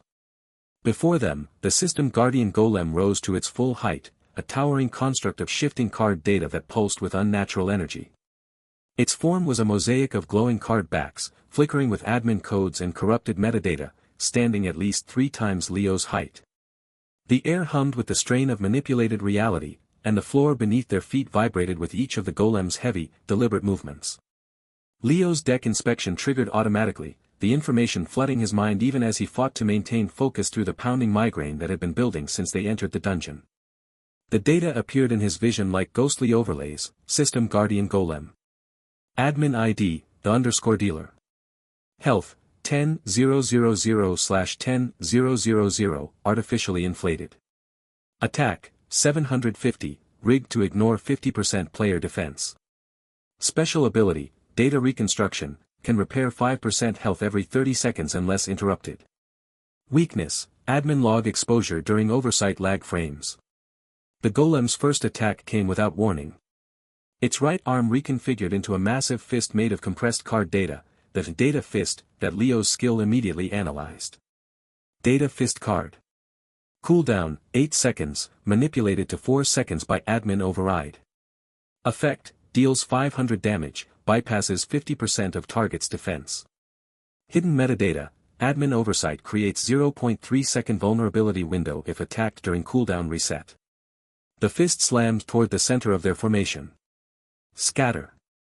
Leo shouted, his voice raw from strain. The rebels dove in different directions as the data fist impacted where they'd been standing. The floor didn't crack, it glitched, pixels dissolving into error codes before reforming. Maya rolled to Leo's side, her rusted arrow card already materializing in her hand. "It's faster than anything we've fought," she said, breathing heavily. "The dealer's cheating," Leo replied, wiping blood from his nose with the back of his hand. The metallic taste filled his mouth. "Its cooldowns are halved. Attacks ignore our defenses." Across the chamber, Eli and Sarah were organizing the other rebels into defensive positions. 20 survivors total, all armed with whatever bug and exploit cards they'd collected during their infiltration. Leo could see their cards through deck inspection, mostly common quality with a few rares, but each had potential if used correctly. The golem turned, its faceless head scanning the room. Card data swirled around its form, reconstructing its arm for another attack. For seconds, just as the metadata indicated. Leo's mind raced through calculations. They couldn't outlast this thing in a straight fight. Its health was artificially inflated, its attacks rigged. But the weakness. Admin log exposure during oversight lag frames. "Maya, I need you to ready the critical hit exploit card," Leo said, his words coming between sharp breaths. The mental strain was making it difficult to think clearly. "But don't use it yet. Everyone else, bug cards on my mark. Target its attack patterns." The golem's second data fist formed, this time aiming for a cluster of rebels near the left wall. Leo's deck inspection showed the countdown, 3, 2, 1. Now. Lag spike card. One of the rebels, a young woman named Tessa whom Leo remembered had joined them after losing her brother to a rigged monster spawn, activated her card. A wave of distorted energy shot toward the golem, striking it just as the data fist began its forward motion. The effect was immediate, the golem's movement stuttered, its fist freezing mid-swing for a full second before continuing at reduced speed. The rebels scattered safely. But the golem adapted. Card data swirled around its form, and Leo's deck inspection screamed a warning, adaptive countermeasure, admin override detected. Developing resistance to lag effects. Next application, 50% reduced duration. It's learning, Maya said, her eyes wide. The dealer's adjusting in real time. Leo nodded, fresh blood trickling from his nose. He could feel the pressure building behind his eyes, like his skull was too small for the information flooding through it. But he pushed through, focusing on the golem's core. Through the shifting card data, he could see it, a pulsing heart of admin code at the center of the construct's chest. Golem core card. Admin access required. Vulnerability, exposed during oversight lag frames, 0.1 second windows. Destroying core will terminate golem. The problem was timing. The dealer's oversight, the admin monitoring that was cheating in the golem's favor, created brief moments of vulnerability when it lagged. But those windows were microscopic. 0.1 seconds. Less than the blink of an eye. The golem attacked again, this time with both fists. Rebels scattered, but not fast enough. One man, Leo recognized him as Carl, who'd been part of Jake's survivor camp, took a glancing blow. Even with partial defense, the damage was devastating. Carl's health bar, visible through deck inspection, dropped by 40% in a single hit. He stumbled back, clutching his side where the card data impact had left glowing cracks in his protective gear. Healers! Sarah shouted from across the room. Two rebels with healing touch cards rushed forward, their hands glowing with restorative energy. But even as they worked, the golem began its data reconstruction ability. Leo watched through deck inspection as health ticked upward, 10,025. 10,050. We need to interrupt that. Eli yelled. Leo was already moving. Exploit cards. Target the reconstruction streams. 3 rebels activated data scramble cards simultaneously. Waves of chaotic code shot toward the golem, disrupting the reconstruction streams. The health regeneration stopped at 10,075. A small victory, but the golem was already preparing its next attack. This time, it didn't use data fist. Instead, card data swirled around its form, coalescing into dozens of smaller projectiles, data shards that filled the air like deadly rain. Deck inspection provided the analysis even as Leo dove for cover, data shard volley. Homing capability. 50 damage per hit. No cooldown manipulation detected. Defensive formations.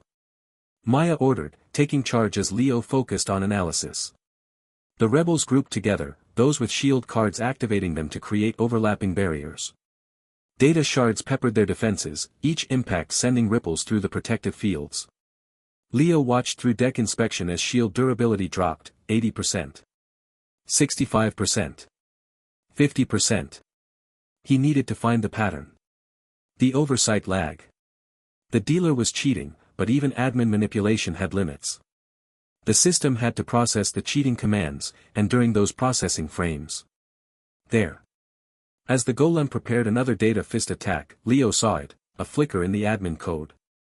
A 0.3 second window where the manipulated cooldown reset created a vulnerability. But that wasn't the core exposure. That was just the attack vulnerability. The core exposure would be rarer. More carefully guarded. The golem's data fist slammed into a rebel shield, shattering it completely. The rebel behind it, a man named Ben, was thrown back against the chamber wall, his health dropping to critical levels. Healers rushed to him, but the golem was already turning for its next target. Leo's headache spiked, white-hot pain lancing through his temples. He stumbled, catching himself against a glitching section of wall. The world swam in his vision, deck inspection data overlaying reality until he could barely distinguish between them. Blood dripped steadily from his nose now, staining the front of his jacket. Leo.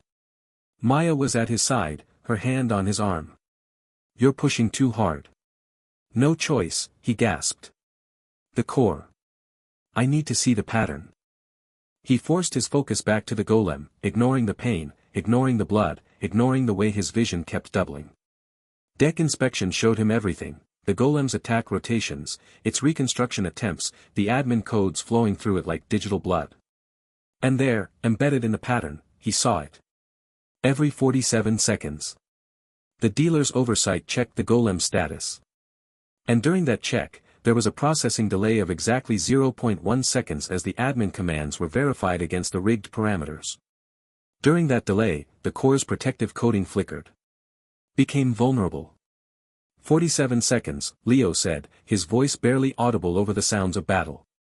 The vulnerability comes every 47 seconds. Lasts 0.1 seconds. Maya's eyes widened. That's impossible to hit. Not with preparation, Leo said. He turned to the rebels. I need everyone with disruption cards. When I give the signal, hit it with everything. We need to force the dealer's oversight to activate early. The rebels nodded, their faces grim but determined. They'd come this far. They'd survived the data corruption wave, navigated the rigged dungeon, fought through admin-controlled traps. They wouldn't fall here. The golem attacked again, this time with a new ability, Data Chain. Tendrils of card data shot from its form, wrapping around two rebels and draining their health. 100 damage per second.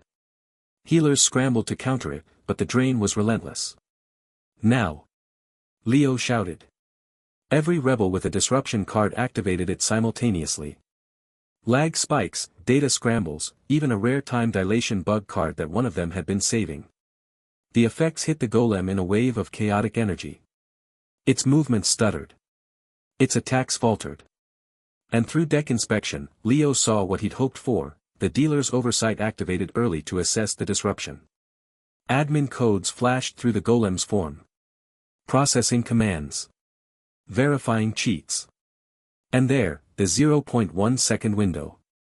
The core's protective coating flickered, revealing the pulsing heart of admin access beneath.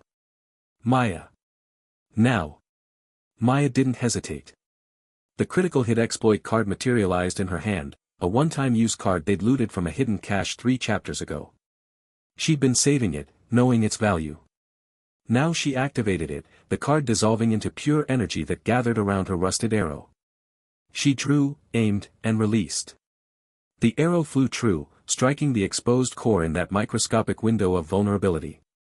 For a moment, nothing happened. Then cracks appeared in the golem's form, spreading from the impact point like shattering glass. The core card, the heart of the admin-controlled construct, shattered with a sound like breaking crystal. The golem froze, its form beginning to dissolve into streams of corrupted data. Card backs peeled away like shedding skin, revealing the emptiness within. The chamber fell silent except for the heavy breathing of the rebels and the fading hum of disintegrating code. Then it collapsed completely, dissolving into a shower of glowing particles that faded to nothing. For a long moment, no one moved. Then cheers erupted, tentative at first, then growing in volume as the reality set in. They'd done it. They'd defeated an admin-controlled boss. But Leo didn't cheer. He slumped against the wall, the mental strain finally overwhelming him. The world tilted, colors bleeding together. Through the haze of pain and exhaustion, his deck inspection triggered one last time, analyzing the loot that materialized where the golem had fallen. A single card floated in the air, glowing with soft blue light. Dungeon Core Access Card. Quality, Legendary, Admin Grade. Effect, grants access to Dungeon Core Broadcast System. Can transmit to all players simultaneously. Metadata, the _ dealer alerted. System lockdown initiating in T-5 minutes. All exits sealing. Admin enforcers deploying. Leo reached for the card, his hand trembling. His fingers closed around it, and new data flooded his mind, schematics of the dungeon's core chamber, located deeper still. Broadcast controls. Transmission protocols. And a countdown, 4:59. 4:58. We need to move, he said, his voice barely a whisper. But Maya heard him. She was at his side again, helping him stand.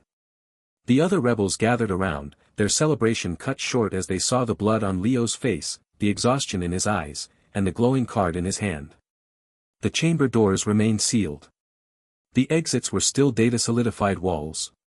And somewhere deeper in the dungeon, a lockdown was beginning. Admin enforcers, whatever those were on their way. They had the access card. They had the means to broadcast the dealer's cheating to every player in the system. But first, they had to reach the core. And they had less than 5 minutes before the dungeon sealed itself completely, trapping them inside with whatever enforcers the dealer was sending. Leo looked at the card in his hand, then at the rebels gathered around him. 20 survivors. Tired. Injured. But still standing. Still fighting. The core's deeper, he said, forcing strength into his voice. We have 4 minutes to reach it before lockdown. Then we broadcast the truth. No one asked what happened after that. They all knew. The dealer would respond. The system would fight back. But for now, they had a card that could change everything. And they had 4 minutes to use it. The dungeon shook with the violence of a dying beast. Cracks spiderwebbed across the digital walls, glowing with the sickly green light of corrupted data. From the chamber where the system guardian golem had fallen, alarms screamed through the air, not the mechanical klaxons of old-world technology, but the piercing, high-frequency tones of system alerts that drilled straight into the brain. Leo clutched the dungeon core access card in his hand, its surface warm and pulsing like a living heart. The card's metadata, visible only to him through deck inspection, scrolled in his mind's eye. Dungeon core access card, grants temporary admin privileges to dungeon terminal. Warning, the dealer alerted. System lockdown in 4 minutes 37 seconds. Admin enforcers deploying. We need to move. Maya shouted over the collapsing noise. Her face was pale, streaked with sweat and the grime of their battle. Behind her, the rebel group, Jake, Eli, Sarah, and the others, stood ready, their expressions a mix of exhaustion and grim determination. They'd lost 3 people to the golem's final, rigged explosion, and the air still smelled of ozone and burnt circuits. Leo nodded, the motion sending a fresh wave of pain through his skull. His nosebleed had slowed to a trickle, but the migraine was a constant, pounding presence behind his eyes. Every use of deck inspection felt like dragging barbed wire through his thoughts. He forced himself to focus. The core terminal is ahead. Follow me. They ran through corridors that were unraveling around them. The floor buckled and shifted, tiles dissolving into pixelated static. Admin enforcers, digital constructs shaped like armored guards with featureless white masks, materialized from the walls, their movements jerky and unnaturally fast. Leo didn't need deck inspection to know their stats were inflated, he could see it in the way they moved, each step covering impossible distances. Cover me. Jake yelled, activating his legendary sword card. The blade glowed with a blue light, but even as he swung, Leo's skill showed the truth. Legendary sword, attack 120. Hidden modifier, damage reduced by 30% against admin-controlled units. The dealer's rigging active. Jake's strike connected, but the enforcer barely staggered, its health bar dropping by a sliver. Eli and Sarah coordinated, using smoke bomb cards to create cover. The smoke billowed out, but through deck inspection, Leo saw the manipulated cooldown timers. Smoke bomb, cooldown artificially extended by 200%. The dealer interference detected. They'd have to make every card count. Leo pushed forward, the access card guiding him like a compass needle. It pulled him toward a sealed door at the end of a collapsing hallway. The door was massive, forged from black metal etched with glowing admin runes. As they approached, deck inspection triggered automatically, flooding his mind with information. Dungeon core terminal door. Protected by admin firewall version 3.1. Tampering will trigger data deletion protocols. The dealer's personal signature detected. The door didn't have a handle or keyhole, just a card slot that pulsed with a malevolent red light. Leo slammed the access card into it. For a second, nothing happened. Then the runes flared bright, and the door hissed open, revealing a chamber beyond. Inside was the dungeon core, a terminal that looked less like a machine and more like a living organ. It was a sphere of crystalline data, suspended in mid-air, with tendrils of light connecting it to the walls. Screens floated around it, displaying logs and code in a language that made Leo's head throb just to look at. But through deck inspection, he could read it all, every manipulation, every rigged event, every tag left by the dealer. Log entry, Zona data corruption wave. Admin ID, the dealer. Purpose, stress test player survival rates. Mortality target, 65%. Achieved, 68%. Logged for entertainment archive. Log entry, corrupted paladin deployment. Stats boosted by 150%. Player wipeout successful. Data on despair reactions collected. Log entry, System Guardian Golem. Oversight lag engineered at 0.1 second intervals. Player adaptability test. Failure rate, 85%. The evidence was there, scrolling in an endless stream. The dealer hadn't just been cheating, he'd been documenting it, savoring it like a collector arranging trophies. "We're running out of time," Sarah called from the doorway. The sounds of battle echoed behind her. The rebels were holding the enforcers back, but barely. The dungeon's collapse was accelerating, chunks of the ceiling rained down, dissolving into nothing before they hit the floor. Leo approached the core. His hands trembled as he reached for his deck. The mental strain was a physical weight now, crushing his thoughts into fragments. He could feel blood trickling from his nose again, warm and metallic on his lips. But he couldn't stop. Not when they were this close. He activated deck inspection on the core itself. The information hit him like a punch: Dungeon Core Terminal. Protected by Firewall Card, Data Purge. Effect: any unauthorized access triggers complete data deletion. Admin Oversight, active. The dealer watching. A firewall. Of course. The dealer wouldn't make this easy. Leo sifted through his inventory. The exploit cards they'd looted, System Override, Data Scramble, Backdoor Access, glowed in his mental view. Backdoor Access. That was the key. Its metadata read, Backdoor Access, Exploit Card. Creates temporary admin bypass in system defenses. Durability, 1 use. Warning, may attract immediate admin retaliation. He drew the card. It felt heavier than the others, humming with potential energy. "I'm going to bypass the firewall," he said, his voice hoarse. "When I do, I'll upload everything we've seen. Every log, every tag. It'll broadcast to all players." Maya moved to his side, her eyes wide with concern. "Leo, your nose, you're bleeding worse. Can you handle this?" "I have to," he whispered. He didn't add that he could feel his consciousness fraying at the edges, that every second of deck inspection was eating away at something fundamental inside him. He slotted the backdoor access card into a port on the terminal. The core reacted instantly, the crystalline sphere flashing red. Alerts blared, unauthorized access detected. Firewall engaging. Data purge in 10 seconds. 9. 8.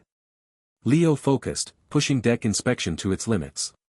He didn't just see the firewall, he saw its structure, its code, the weak points where the dealer's arrogance had left gaps. The backdoor access card activated, its durability burning away as it forced a path through the defenses. It was like watching a key turn in a lock that was meant to be unpickable. 7. 6. The firewall shimmered, a barrier of light that began to crack. Leo's vision blurred. The migraine spiked, a white-hot agony behind his eyes. He tasted blood, thick and coppery, as it flowed freely from his nose now, dripping onto the terminal floor where it sizzled against the digital surface. 5. 4. Almost there. Eli shouted from the doorway. An admin enforcer broke through the rebel line, its blade aimed at Leo's back. Maya intercepted it, her own dagger meeting the construct's weapon in a shower of sparks. She grunted with the effort, her muscles straining against the rigged strength of the enforcer. 3. 2. The firewall shattered. The backdoor access card dissolved into motes of light, its 1 use expended. The core terminal was open, vulnerable. Leo didn't hesitate. He reached out, his hands moving over the floating screens, compiling the evidence. He dragged logs of rigged events, screenshots of inflated stats, the dealer's tags, everything deck inspection had shown him over the past weeks. He bundled it into a data packet, his fingers clumsy with pain and exhaustion. 1. The data purge timer hit 0, but the firewall was gone. Instead, the terminal accepted his upload. A progress bar appeared in the air, glowing blue. 10%. 20%. It crawled upward, agonizingly slow. The mental strain was unbearable now. Leo's knees buckled, and he caught himself on the terminal's edge. His breath came in ragged gasps. He could feel his thoughts scattering, memories of before the apocalypse, his old life, his family, mixing with the cold data streams of the dealer's crimes. It was too much. Too much information, too much pain. 50%. 60%. Hold on, Leo. Jake yelled, cutting down another enforcer. The rebels were being pushed back, the doorway narrowing as the dungeon collapse intensified. Cracks raced up the walls, and the air grew thick with the scent of overheating electronics. Leo clung to consciousness. He focused on the progress bar, on the evidence they'd gathered. The lives lost to the dealer's entertainment. Maya's team. The survivors in Jake's camp. The countless others wiped out by rigged events. This was for them. 80%. 90%. The upload completed. For a second, nothing happened. The dungeon continued to collapse. The enforcers kept coming. Leo slumped against the terminal, his energy spent. He'd done it. He'd reported the cheating, just as he'd vowed to when he first saw the dealer's tags. Then the system reacted. A forced global announcement triggered, bypassing all player settings. It wasn't a sound, it was a presence, a wave of information that slammed into every consciousness connected to the Deckbuilder system. Screens across the world, in survivor camps, in hidden bunkers, in the ruins of cities, flickered to life. The evidence broadcasted. Logs of rigged events scrolled publicly. Inflated stats on admin-controlled enemies were displayed side by side with their true values. The dealer's tags, his personal ID attached to every catastrophe, flashed in bold, undeniable text. Player chat channels exploded with confusion, then outrage. And then the dealer responded. His message overrode everything, etched in blood-red letters across every screen, echoed in every mind, alert to all players, system admin the dealer caught cheating. Evidence broadcasted. The dealer response, you dare report me? Lockdown imminent. The words hung in the air, dripping with malice. The dungeon core terminal began to overload, sparks flying from its surface. The dealer wasn't just angry, he was unleashing whatever came next. Leo pushed himself upright, his body screaming in protest. The rebels gathered around him, their faces etched with a mix of triumph and terror. They'd exposed the truth. But now the dealer knew their names. And the lockdown was coming. The moment the forced system announcement finished echoing in Leo's mind, the dungeon shuddered. Not like an earthquake, but with a digital wrongness that made the air hum at a frequency that set teeth on edge. The smooth obsidian walls of the core chamber flickered, static crawling across their surfaces like diseased veins. A klaxon blared, not a physical sound, but a system prompt that hammered directly into their consciousness. System alert, dungeon lockdown initiated. Administrative override in progress. All exits sealing, ***. Leo staggered, fresh blood trickling from his nose. The mental strain from overusing deck inspection during the upload felt like a hot nail driven through his temple. He wiped the blood with the back of his hand, smearing crimson across his knuckles. Around him, the rebels tensed. Maya's hand went to her remaining smoke bomb card, her knuckles white. Jake hefted his legendary sword, its blade glowing with a faint, uneasy light. Eli and Sarah stood back to back, scanning the flickering chamber. We need to move, Maya said, her voice tight. Now. But Leo's eyes were already scanning the chamber. Deck inspection triggered automatically, a flood of metadata overlaying his vision. The lockdown wasn't just a physical seal, it was a card-based protocol. His gaze fixed on the chamber's arched entrance, now shimmering with a translucent energy field. The metadata scrolled. Card, administrative seal, tier, system. Effect, complete spatial lockdown. Duration, indefinite. Controlled by the dealer, ***. Hidden metadata, seal integrity 98%. Vulnerability detected, glitch exploit compatible. Timing window, 0.5 second reset cycle every 17 seconds, ***. A seal card, Leo muttered, his voice hoarse. Controlled by the dealer. It has a reset cycle, half a second every 17 seconds. If we hit it with a glitch exploit during that window. He didn't finish. The walls convulsed. From the static crawling surfaces, figures peeled themselves free, twisted, pixelated horrors that seemed made of corrupted data. They had no consistent form, one moment a clawed limb, the next a jagged maw of broken code. Deck inspection tagged them automatically. Entity, error monster, tier, admin enforcer. Stats, artificially inflated. Attack, variable, rigged. Defense, negligible against system disruption, ***. Purpose, eliminate players within lockdown zone. There were 6 of them, maybe 7, it was hard to tell as their forms flickered. They moved with a jerky, unnatural speed, closing in from all sides. The air grew cold, smelling of ozone and burnt circuitry. Bug cards. Jake roared, swinging his sword. The blade met an error monster's limb with a shower of sparks, but the creature didn't falter, it simply reconfigured, a new appendage lashing out. Jake grunted, parrying barely in time. Leo's mind raced. They had limited resources. His inventory flashed in his mental overlay: rusty dagger, smoke bomb, map fragment, system override, data scramble. The backdoor access was gone, sacrificed at the core. The rebels had a handful of bug cards left, mostly low-tier disruptors looted earlier. One stood out, a system crash exploit card Sarah had found in a puzzle room. Its metadata read: card, system crash exploit, one-time use. Effect, temporarily disables system-based phenomena in a 10-meter radius for 3 seconds. Cost, card destroyed, ***. 3 seconds. Half a second window. The timing would be brutal.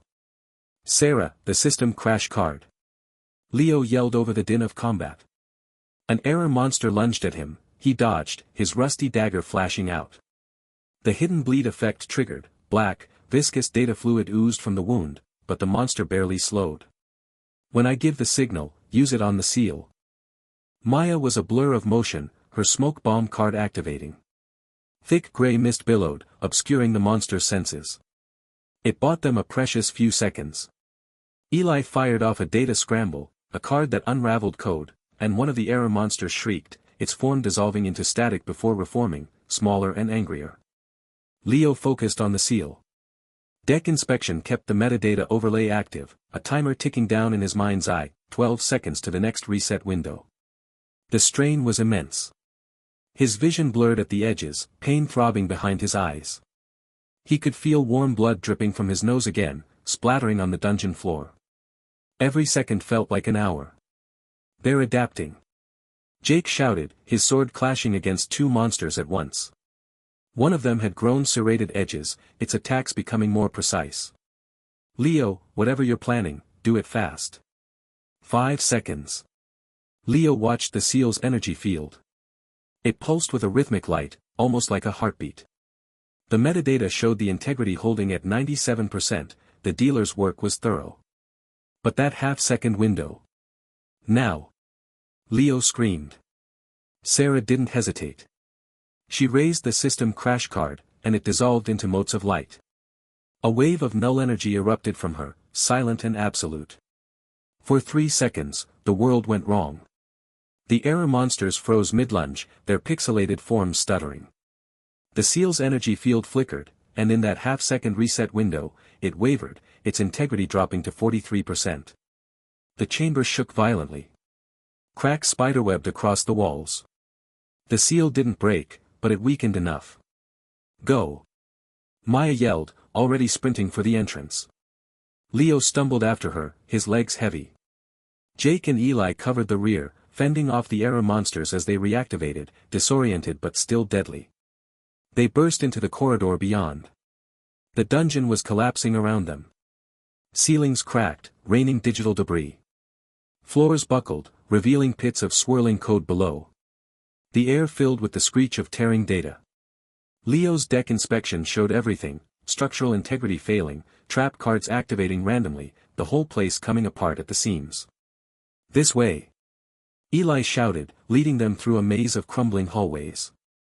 The map fragment card in Leo's inventory glowed, its metadata updating with the safest route, a path flickering in his mind, avoiding collapsing sections and newly spawned traps.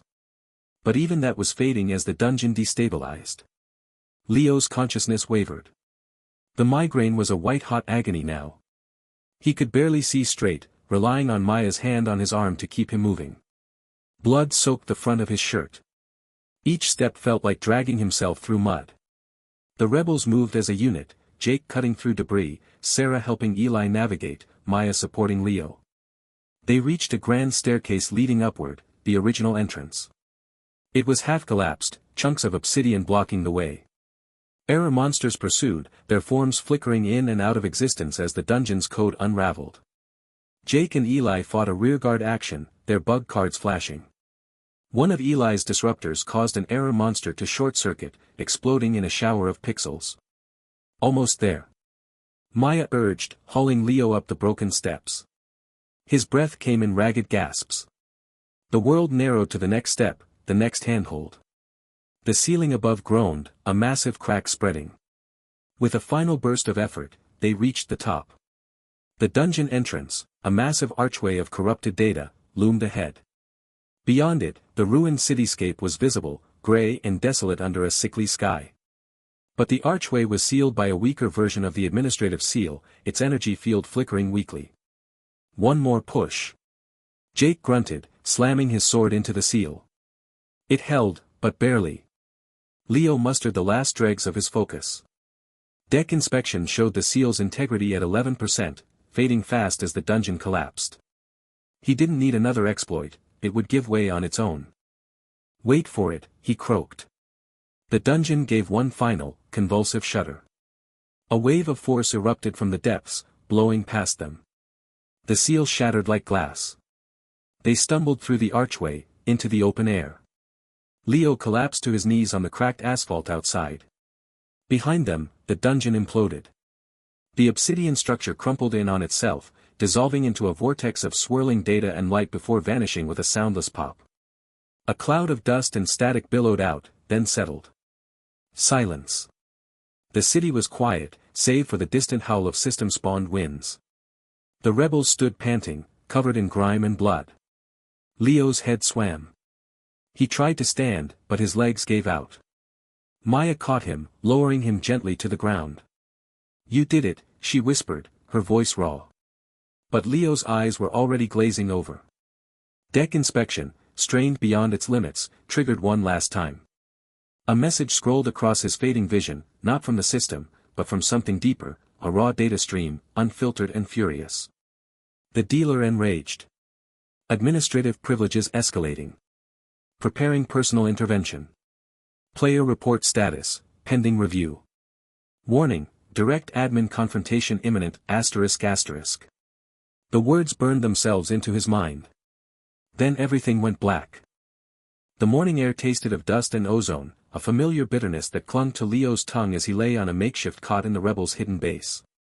His head throbbed with a persistent ache, a dull reminder of the mental strain he'd endured. The base was an old subway maintenance room, repurposed with scavenged materials, metal sheets patched over broken tiles, flickering emergency lights casting long shadows, and the distant drip-drip of water echoing through the tunnels. He could hear the low murmur of voices from the main chamber, where Maya and the others were gathered. Leo's fingers trembled as he reached for a canteen of water. The act of lifting it felt monumental, his muscles protesting with every movement. He took a slow sip, the cool liquid doing little to soothe the fire in his mind. Deck inspection had left its mark, not just the nosebleeds that had stained his shirt, now crusted and brown, but a deeper exhaustion that seeped into his bones. He closed his eyes, trying to push back the memories of the collapsing dungeon, the error monster's shrieks, and Sarah's sacrifice with the system crash card. Her determined face flashed in his mind, followed by the image of the administrative seal weakening just enough for their escape. From the main chamber, the voices grew louder, tinged with excitement and disbelief. Leo forced himself to sit up, the cot creaking under his weight. He could see Maya through the half-open door, her posture tense as she gestured to a glowing card in her hand, a global chat interface, its surface shimmering with text. Eli and Sarah were beside her, their faces illuminated by the card's light, while Jake stood nearby, his arms crossed, watching with a grim expression. "They're talking about it everywhere," Maya said, her voice carrying a mix of awe and urgency. The broadcast went through. Players are seeing the evidence. Leo pushed himself to his feet, leaning against the cold concrete wall for support. The room swayed for a moment before steadying. He made his way to the door, each step deliberate, his mind still foggy. As he entered the main chamber, the rebels fell silent, turning to look at him. Their eyes held a new kind of respect, but also fear of what they'd unleashed. Maya handed him the global chat card. "Take a look," she said softly. Leo accepted the card, his fingers brushing against its smooth surface. He didn't need to activate deck inspection to see the flood of messages scrolling across it, but he did anyway, letting the skill wash over him. The mental strain intensified, a sharp spike of pain behind his eyes, but he gritted his teeth and focused. The true metadata of the chat card unfolded in his mind, not just the text, but the hidden layers of player emotions, system tags, and admin interference. He saw the raw data of the broadcast he'd uploaded, logs of rigged events, timestamps of the dealer's manipulations, and the inflated stats of admin-controlled enemies. It was all there, laid bare for anyone with a basic system interface to see. The chat was chaos. Messages poured in from all over the world, a torrent of disbelief, anger, and hope. Some players were rallying, their words bold and defiant. "We knew it was rigged. Time to fight back. Where do we join?" Others were terrified, their messages laced with panic. "The dealer will wipe us all. This is suicide. Delete the evidence before he finds us." Leo scanned through them, his deck inspection picking up on the subtle admin tags, the dealer's attempts to suppress certain messages, to seed doubt, to twist the narrative. But the evidence was too damning, too widespread. The suppression was failing. He handed the card back to Maya, his hands shaking slightly. "It's working," he said, his voice hoarse from exhaustion.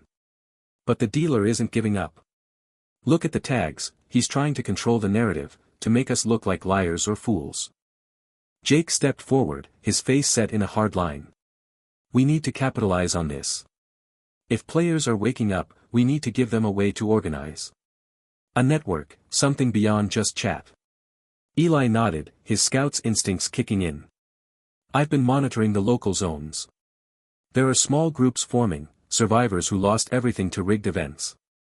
They're looking for leadership." Sarah, still pale from her ordeal with the system crash card, added, "We have the evidence, but we need more than that. We need a plan. The dealer won't sit idle. He'll retaliate, and it won't be with error monsters next time." Leo sank into a chair someone had dragged into the room, its metal frame cold against his back. He let his thoughts drift, the weight of their situation settling over him. The broadcast had been a victory, but it was only the first step. The dealer was an admin, a god in this system, with control over RNG, spawn rates, and even the cards themselves. Exposing him wasn't enough, they needed to fight him on his own terms. "We need more exploit cards," Leo said finally, his voice gaining strength as he focused on the problem. "Bug cards, glitches, anything that can bypass his controls. The ones we used in the dungeon are gone, sacrificed or depleted. Without them, we're just players in his game again." Maya leaned against a table, her arms crossed. "Where do we find them? The system doesn't exactly hand out exploit cards in treasure chests." Leo activated deck inspection again, this time on his own inventory. The strain was less now, a manageable throb rather than a searing pain. He focused on his cards, the rusty dagger with its hidden bleed effect, the smoke bomb with its manipulated cooldown, the map fragment from the safe treasure, and the two remaining skills, system override and data scramble. None of them were exploit cards, they were tools, but not weapons against the dealer's direct interference. "The high-level zones," Leo said, thinking aloud. "Places where the system's code is stretched thin, where glitches are more likely to occur. The dealer's manipulations create weak points, oversight lags, like with the golem. If we can find those zones, we might be able to loot exploit cards from corrupted events or admin oversights." Jake frowned. "High-level zones are death traps. Even with your skill, Leo, we'd be walking into areas swarming with admin-boosted monsters." "We don't have a choice," Leo replied, his gaze steady. "The dealer issued a challenge. He's not going to let this go. If we wait, he'll come for us with everything he has. We need to be ready, and that means building a deck that can fight back." He stood up, ignoring the lingering dizziness. The rebels watched him, their expressions a mix of determination and uncertainty. Leo walked to a map pinned to the wall, a crude drawing of the city, with zones marked in red for high-threat areas. He pointed to a region on the outskirts, labeled the scrap yards. Here. Deck inspection picked up anomalies in this zone before, strange system prompts, corrupted loot tables. It's a start. As he spoke, the global chat card in Maya's hand flashed with a new message, a system announcement forced to the top of the feed. Leo didn't need deck inspection to read it, the text glowed with an ominous red hue, attention all players, unauthorized data dissemination detected. The system integrity remains uncompromised. Continue gameplay as intended. It was a blatant lie, but it was also a warning. The dealer was trying to reassert control, to gaslight the players into ignoring the evidence. Leo felt a cold anger settle in his chest. He wouldn't let that happen. For the rest of the day, the rebels worked on spreading the evidence. They used low-level communication cards to send copies of the broadcast logs to other survivor groups, avoiding the global chat where the dealer's suppression was strongest. Eli and Sarah took charge of organizing the local responses, while Jake used his influence from the survivor camp to rally more players to their cause. Slowly, a network began to form, a web of whispers and shared secrets, all pointing back to Leo and the evidence of the dealer's cheating. Leo spent the time recovering, forcing himself to eat and rest despite the constant pull to do more. He practiced with his cards, testing the limits of deck inspection without pushing into overuse. The rusty dagger's bleed effect was subtle but deadly against practice dummies. The smoke bomb's cooldown was indeed manipulated, shorter than it should be, a tiny flaw in the dealer's code that Leo could exploit. He noted it all, filing away every piece of data for future use. As evening fell, the base grew quieter. The rebels took turns on watch, their eyes scanning the tunnels for any sign of admin enforcers. Leo sat alone in a corner, the map fragment card in his hand. He activated deck inspection on it, not for any practical purpose, but to calm his mind, to focus on something other than the looming threat. The card's metadata unfolded, it showed a detailed layout of the dungeon they'd escaped, with hidden passages and loot locations marked. But there was something else, a faint tag he hadn't noticed before, buried deep in the code. He focused, pushing through the mental strain. The tag resolved into a string of coordinates, encrypted and hidden behind layers of system firewalls. It was a message, not from the map itself, but from the dealer. Leo's breath caught as deck inspection decrypted it, the words flashing in his mind with chilling clarity. "Come find me, reporter." The coordinates pointed to a high-level zone on the map, a place marked with skulls and warning symbols, the dealer's personal challenge, hidden in plain sight. Leo's hands tightened around the card, his knuckles white. The regional climax was achieved, the rebellion had sparked, and players were waking up. But the dealer remained, an unresolved final boss, waiting in the shadows with a game only he could rig. Leo looked up, his eyes meeting Maya's across the room. She saw the tension in his posture and came over, her expression questioning. He didn't speak, just handed her the map fragment card, letting deck inspection's final alert hang in the air between them. The message was clear, their victory was only the beginning, and the real battle was yet to come.